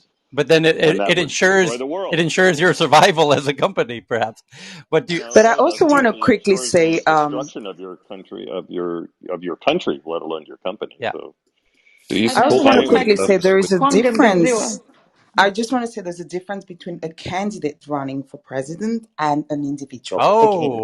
Okay. That's news. That's breaking news because I didn't know. I mean, because obviously, I think in general it's about being fair to all candidates. If you're allowing ads, you're for right. instance, I think everyone needs to have the right to have. You might be right. Running. There might be a law about that. You have to give equal airtime as publishers, but that's the debate. Was Facebook and Twitter are not publishers. That's what Section 230 is all about. Well, again, I can speak to that because I don't want to say things that may not apply to our platform. But in general, I give you an example. For instance, in France, people letting Marine Le Pen run doesn't mean that they necessarily agree with her stance. But it's important to let all candidates run equally and have the same share of voice, at least the same baseline. But now we know why. We don't have. No, Dan, watch we don't this. Have equal airtime. But now we know why the oversight board at Facebook, who made the recent decision to keep Trump off the platform, did say we must revisit this decision in 6 months or so. And now we know why they said we need to revisit this decision in 6 months to keep that door potentially open to let them back on. Interesting. Anyway, but by the way, Trump is president because we don't have equal airtime. He got exactly. Well, Dan, this is my point. Is if Facebook and Twitter don't let him back on the platform, that's going to, I think, actually give him more fuel power because it will ignite his base in a way that's stronger than if you actually let him have it. But Dan, let's turn. He'll also run for office while you're in jail. It's not impossible, but it's more difficult. So but the underlying point that Michelle helped us get to here is just this idea, the difference between. We don't want to go down the because I have a different opinion on that, but that's not the debate here, right? So, but the Michelle kind of the candidate versus the person versus the president. That's very helpful, Michelle. Okay. Can I just say very quickly, do you want to go to green now? At some point, could we potentially have a room on social? What's up, Carl? At some point, could we potentially have a room under tech news on social? Because I think people could talk about this for hours. Of course. We will do a deep dive room on that. Whoever wants to organize that, just jump out and say, let's do that, and we'll get everyone in there. Dan, let's do that. Yeah, let's turn it to green tech news. Green news. Green tech. You asked about cement batteries. Yes. Oh, yes. Did you check out that article from Chalmers? Yeah. So it's not a thing. It reminded me. Remember when maybe you were a kid and you used a lemon to power a clock or a little fan or something? It's So you can do it. You can make a battery out of cement, but it has an energy density that's 0.3% that of a regular battery. Of course, there's a lot of mass, so you can make up for it. But there's a whole lot of problems. They showed 6 cycles of the battery, that's charging, discharging cycles, and it was already dropping in energy after 6 cycles. So, it would have to last. Remember, you can't change this battery out once you build your building, right? So it would have to last thousands and thousands and thousands of cycles, and it's obviously not up for the task yet. And of course, putting specks of metal and wires inside of the building to run all these wires everywhere would increase the cost of the cement tremendously, and you don't want to do that for a building. So I think this is simply one of those back to the drawing board.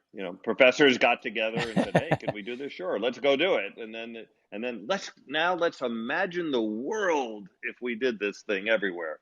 And that's what that article's all about. And Yeah, what happens in a fire? What happens in an earthquake? What happens in areas that get hit by large storms and tsunamis and hurricanes and that kind of thing? You're right. Well, because it's of completely the practical. energy in the back. I don't think it'd be so diffuse. Again, it with stores that energy very density, little who cares, energy right? per cubic meter, right? It's very low density energy. It's just that you have such a big structure that you could add up to a lot of energy. But I don't think it would. But anyway, the answer is that this is not going to happen. Got it. I mean, with one notable, maybe some special circumstances. Right. Yeah. Which would that special circumstance is probably some additive of some sort that makes the concrete more battery storage friendly. What's the word that they use? The nomenclature. Right. I don't know. For what? How much energy concrete holds today? Like you said, it's 0.3% of. Or the energy density of a lithium battery. Right. The energy density capabilities. mH. No, but the focus on cement is to make it out of CO2. I mean, the focus of cement is to lower the carbon footprint of the cement. That's what we need to do. Cement is that's a totally separate emissions, conversation. Right? What I'm talking about is No, I know, but if you're focused on that, you're not going to be focused on like. Right. Well, let's save your point for another day. Let's keep focused here.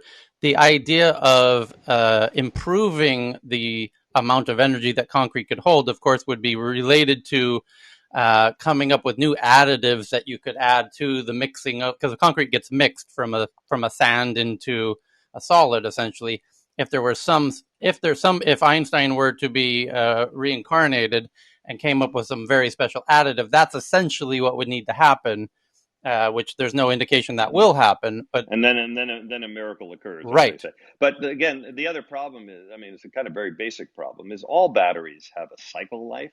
Lithium ion has a pretty good cycle life of several thousand cycles. And remember, for renewable energy, you're going to want to cycle these batteries every single day, right? You charge them during the day and you discharge them at night and that kind of thing. So 10 years is 3,000 cycles. And that's like the limit of a battery usually. I mean, that's a good battery, by the way. So this thing, first of all, is failing on that. It was losing charge after 6 cycles. So, okay, they fix that up and they get it up to 3,000 cycles, let's say. Right. All right, so now you have a building that's good as a battery for 10 years, and then after that, it's not very good anymore. And what are you going to do? Rebuild the building? Right, that's a good point. Yeah. So there's a lot of problems this is not addressing. This is just big sky thinking kind of thing. And anyway, there you go. That's a report on cement batteries. Thank you for that. Akil?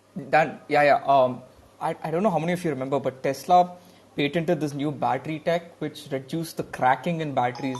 Cracking in batteries is how the batteries don't have so many recharge cycles, and they kind of cracked it on it, and they're closer to the 1 million mile battery. Dan, are you aware of this? Have you looked at this? I'm aware that they're working on a 1 million mile battery. My battery has 150,000 miles. It's down about 5%, so it has a long way to go. I think and remember, a lot of it has to do with the reason my battery's lasting so long. You don't actually, if you charge them up full and then discharge them full every day, they won't. Then that's the cycle life. They won't last as long. But if you charge them up to 80% and discharge them like that, down to 20 or 30%, and you don't really go beyond that, they can last a really, really, really long time. So, 1 million miles.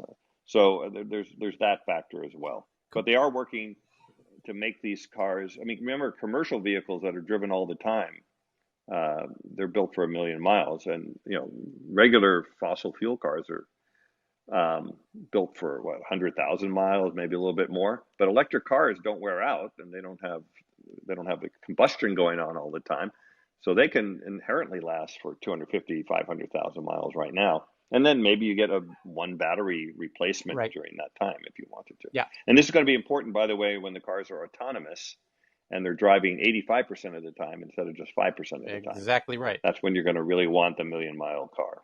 Indeed. Anyway, yeah. Thank you for it's coming. Yeah, I appreciate you digging into that article. I had this. My assumptions were the same. Somebody else have headlines from their part of the world, geographically or professionally? Go ahead, Haitham and MedTech. Yeah. So want to talk about an article that came from the Wall Street Journal. It's JP Morgan takes another crack at healthcare, starting with its own. You may remember that JP Morgan and Berkshire Hathaway and Amazon were in cahoots with the thing called Haven that disbanded in February of 2021.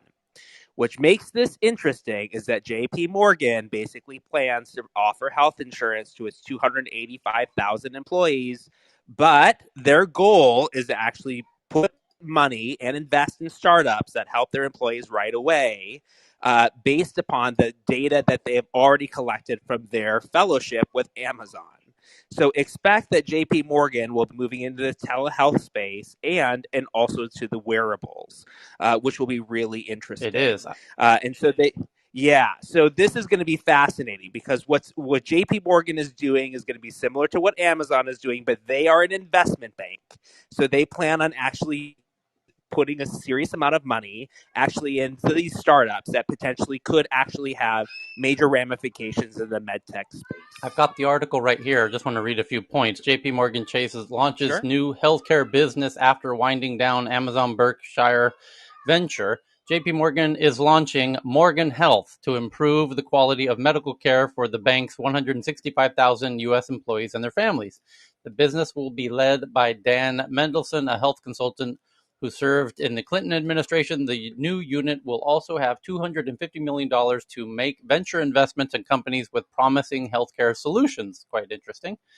And JP Morgan Chase is going it alone. It says, after the healthcare joint venture formed by Amazon and Berkshire Hathaway and the biggest U.S. bank by assets was disbanded earlier this year, the companies each vowed to push forward in their attempts to lower costs and improve outcomes for their employees, which is true because we know Amazon is working on something separately and now JP Morgan Chase is working on something separately. So it's interesting that the combination of them wasn't able to produce what they were looking for.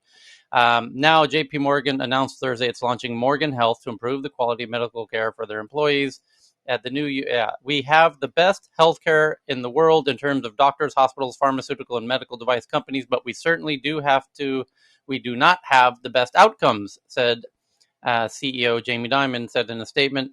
There are ways we can make significant improvements, and we intend to take a disciplined approach to solving some of these issues in a meaningful way. Everything we do, we expect to be doing in partnership with organizations, the new director said, Mendelsohn. We're not looking to build tools and technologies from scratch, but rather to deploy the best in healthcare to work for us. And the work that we did with Haven, with Amazon and Berkshire, reinforced both the opportunities and challenges. We think it was an important step. If we can capture the innovation happening right now and scale it in a way that benefits our employees and our families, that will be an enormous boost for JP Morgan and ultimately could be an enormous boost for the country. Hisam and the other folks, MedTech, maybe if Heyman and others are on stage. As a geek, I don't find this particularly... it might work for their company, but it doesn't give me a lot of inspiration that it could evolve beyond that, where the Amazon... I feel like Amazon's having 1 million employees. If they scale out a solution that works, Amazon having the resources and the sales network firepower and distribution, they could extend it very naturally to their Amazon Prime memberships, and Amazon Prime could include kind of health services in a way. I almost think that's almost a guaranteed thing that Amazon's going to do because Amazon needs to keep growing their juggernaut. And the only way you can grow a company that big is to go into incredibly huge spaces like health. And so I think it's almost necessary that Amazon go into health in a very big way and go in it alone so that they kind of own it and not be a partner in it with JP Morgan's. Anyway, that's my guess. I'm curious what the health folks on stage think. Which at the moment is Hisam, I guess our friend. Okay, great. I was also going to give someone else a chance to speak. Yeah. So I was kind of holding back. What I think will be interesting is sort of the investment in the startup component. Yeah, that and if they that part's actually interesting. are able, and I actually think that that's what they're doing, right? So I think that really the crux of this article to me is not that they are ever going to be able to rival Amazon as specifically connecting their employee base with the technology that they're developing. But what I find interesting is how much money they're putting into these tech startups, specifically in the medical space, which I have a feeling they're using as investment to basically leverage for populations, right? So if they basically come up with a monitor, if they come up with a device, if they come up with the platform, if they come up with the technological aspect, that's something that basically they could sell or invest in and market it to other people. Yeah, but at that point, right? So that's what I actually... Yeah, I think it's super interesting. Yeah, go ahead. But it's interesting because that's the role of a VC traditionally. Is now J.P. Morgan is... I have something to say about this. Go ahead. It's a ruse. Dude. I think Amazon kicked them out of the partnership because, to exactly what you said, Tyler, that Amazon realized we don't need them. We need to do this alone. JP Morgan Chase realized we still want to do something. Look at the population we have. We have our own people. We'll use that. It's a PR stunt. The truth of the matter is that they don't care one way or another about their own employees. Sorry, that's just my opinion. And they're using their employees. I mean, yeah, okay, they're going to do it. Their employees will benefit from it. But to your point about they're going to benefit more from the investments they're making, the technologies that hopefully they'll benefit from, but that's the larger play. And hopefully their employees will benefit from whatever healthcare they're provided with. My hope is that the gentleman that they've hired to be the CEO is truly in it for the benefit of creating a healthcare system for those employees, because I don't really believe that that's what they're doing. Yeah, well, to that point, I think it is certainly an announcement to the tech community that JP Morgan is entering sort of the VC space, a medtech VC type role. I'm just inviting folks in the audience who have interesting medtech backgrounds, and whether, no pressure, Marat, but you certainly seem to qualify. But if you're listening, and anyway, but just quickly, yeah, go ahead, Carl. Do JP Morgan have any involvement with the health insurance industry? Don't know. I can answer that. They do not actually. They partner with healthcare industries, but they do not have any direct correlation with that. Right. Okay. Because that might make a bit more sense then, because it's something to tie together potentially. But without that, it's kind of agreeing with Tina. It's like, well, what is the purpose of this? But yeah, JP Morgan will do deals in they have an insurance line of business. Invest or acquire. Yeah. That's a whole separate game. Yeah. Cool. It's just a headline. Thank you for I have privacy, data privacy news you want. Go ahead. Okay. China calls out ByteDance, Kuaishou, and LinkedIn for illegal data collection. 105 apps, including some of the country's most popular short video platforms, were put on notice by Cyberspace Administration of China. The international watchdog found that the apps were illegally collecting and misusing personal data. So that's the headline. Cool. I've got a couple here as well. Poppy shared one that I'll retweet, showing swarms of robots on Mars could dig underground cities. And they show really interesting images of what these, essentially look like ant colonies under the surface of Mars for humans, basically. So we can look forward to a life of living in human-sized ant colonies on Mars. Underground habitats have recently become a focal point of off-planet colonization efforts. Protection from micrometeorites, radiation, and other potential hazards make underground cities or underground sites desirable compared to surface dwellings. Building such subterranean structures presents a plethora of challenges, not the least of which is how to actually construct them. A team of researchers at Delft University of Technology is working on a plan to excavate material and then use it to print habitats. All that would be done with a group of swarming robots, which are essentially like robotic ants, basically. They look, and there's a photo of the little robot with its little ant-like claw feet that can dig out sand. So I think I tweeted it already from the Twitter account. Let me do it again just to be double safe, so you can see what these ant colonies look like and the little robots that are digging them. Thanks for that. We did touch on the news that broke in the last time zone. Google opening its first retail store in the Chelsea area of New York near its a huge campus there. It's one of the largest campuses globally, kind of built into the Chelsea neighborhood of Manhattan, where they have... I have some space news, by the way. Okay. We'll get to that.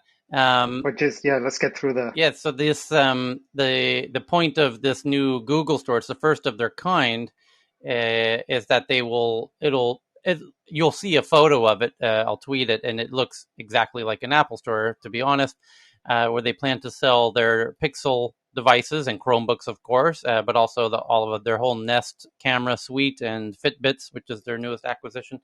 So they do have enough hardware now to have a hardware store, and they're saying they will have experts on hand to help with technical things, but it's not sure if that means repairs, because God knows that opens up a Pandora's box and opens a can of worms I'm not sure they're ready to deal with.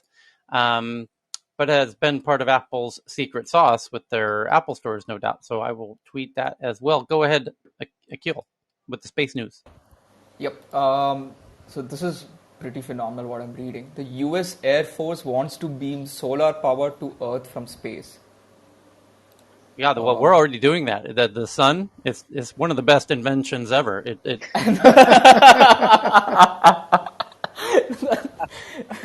That's the best line of the day.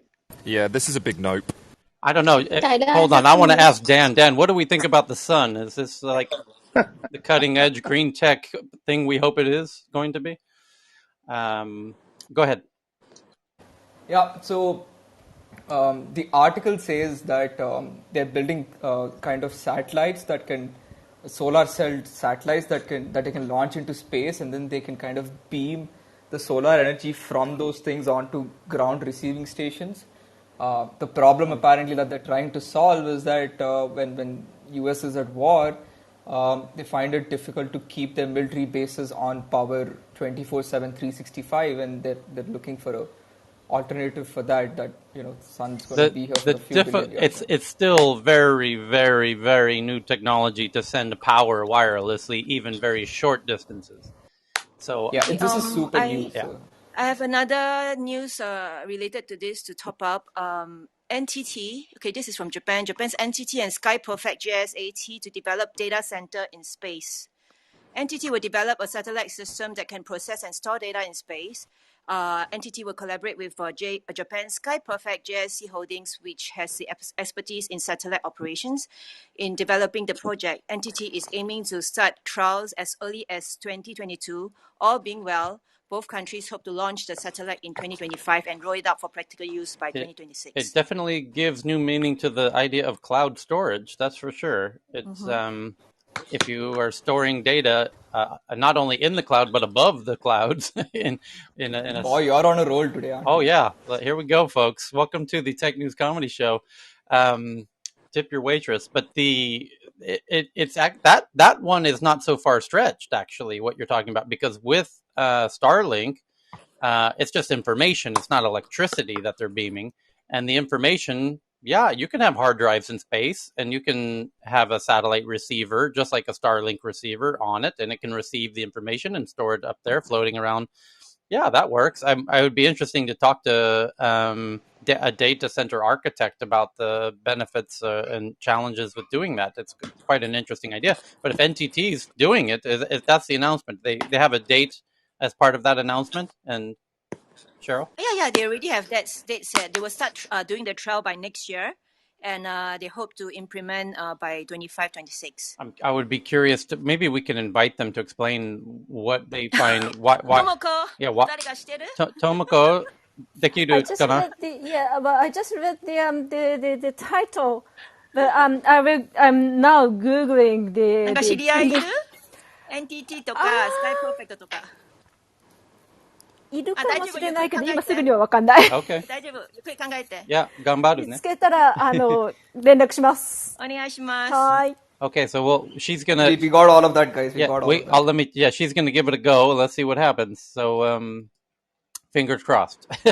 But It's a fantastic concept. I wonder if there's some unique benefits to that. Maybe again for data security. I mean, that's where data gets very secure is when it's. I guess power. Maybe it's.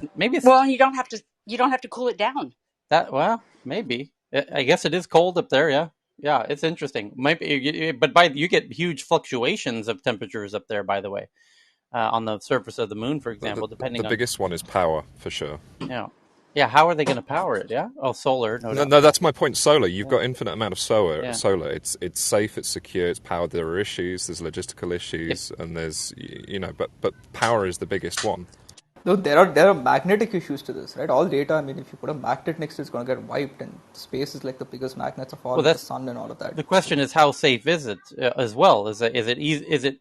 Are these things more secure on the ground in your sovereign land? Because if you throw up data up in space, is it more easily hackable there? Is it worst case if they have a space station, they can come over with a robotic arm and take that thing right away from you? Anyway, yeah, will you pay $4.4 million if you get hacked? Like, what's happening there? You're also reducing a hop. You're reducing one of the communication hops because you no longer, if you're running like an exchange that has to distribute around the world, you no longer have to go through a cable or up to a satellite and then back down again. You could just go straight from one of these data centers. I just retweeted the link to the Twitter account that Cheryl shared there. Amazon unveils new mental health benefits for their U.S. employees and their families. Retweeting this as well. Thank you, Poppy. And the stories from Healthcare Finance News, a couple of the key points here. Another former Haven partner, JP Morgan Chase today announced Morgan Health.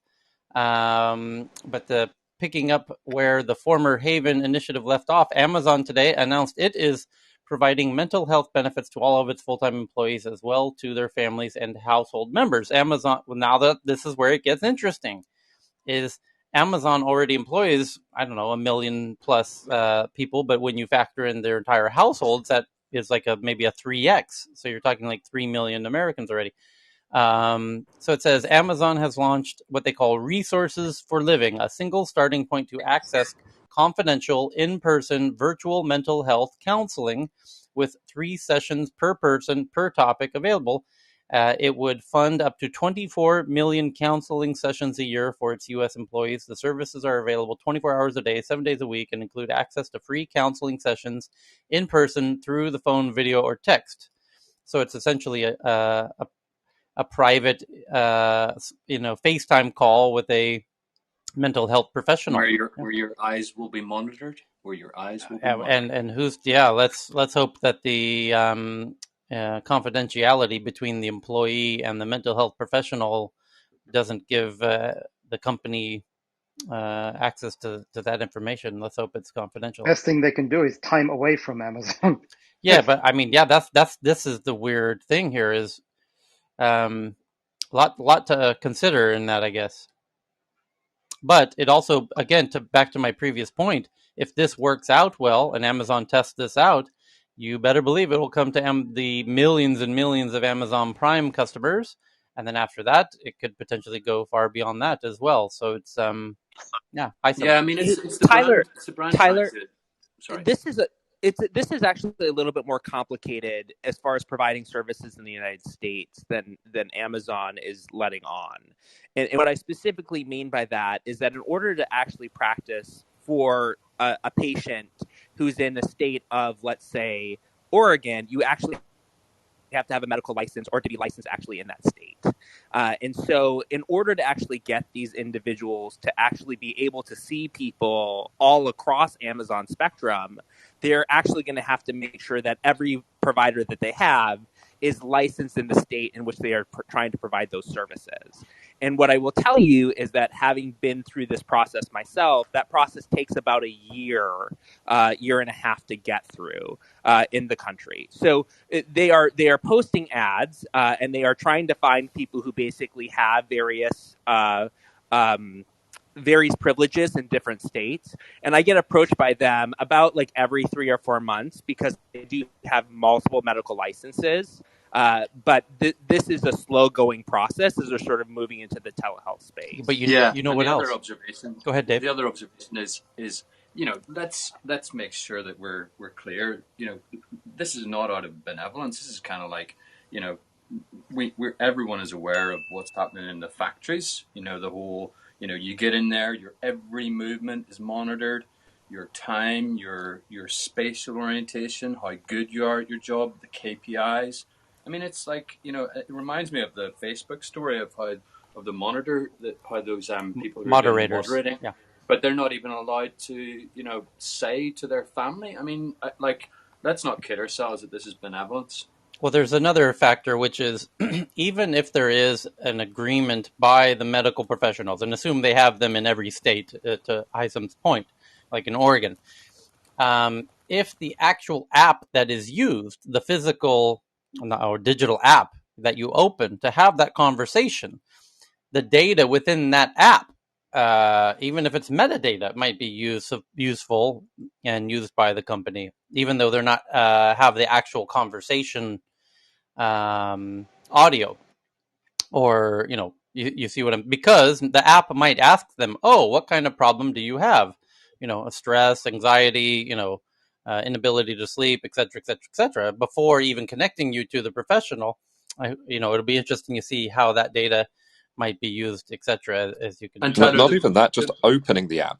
Opening that you'll be able to gather data knowing who is actually opening the app and how many times a day or in a month or in a given period that they are opening the app and how long the app is open for. You don't even need to collect any of the data.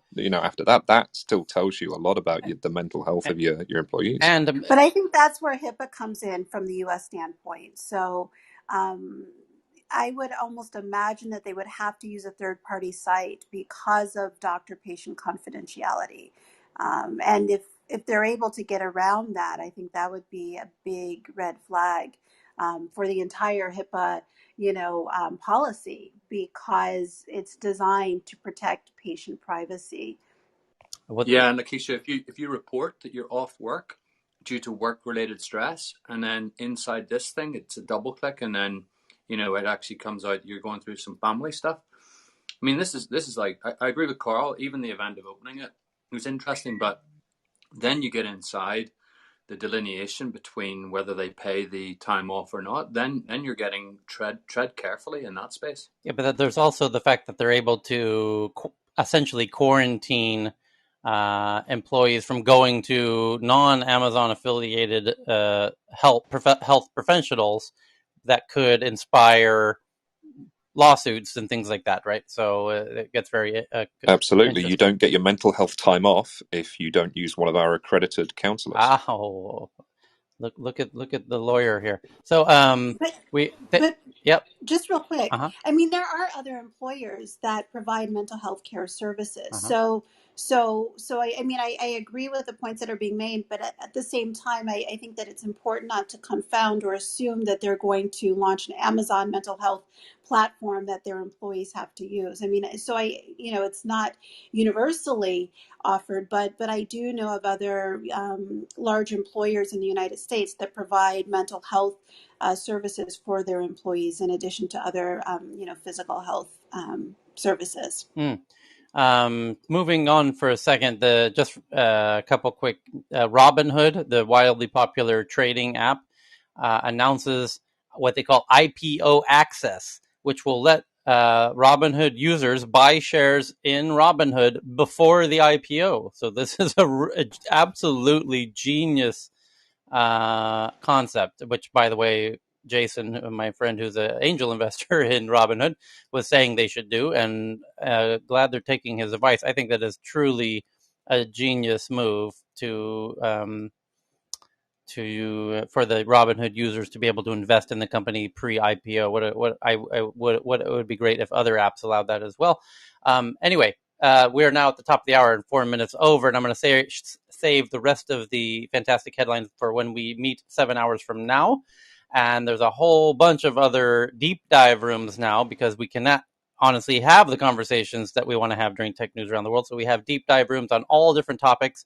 You can find them by clicking on the title of this room and scrolling through the upcoming events. And there's more added every day, so you can check those regularly. But please do follow the Tech News Room and the Twitter account And my apologies to anybody who didn't get a chance to jump in today. One call out, Yes? Tyler. Yep. Can I do one call out here? Just hang it. Sorry, I've just sent about the Luna Gateway and the data centers because it's not feasible to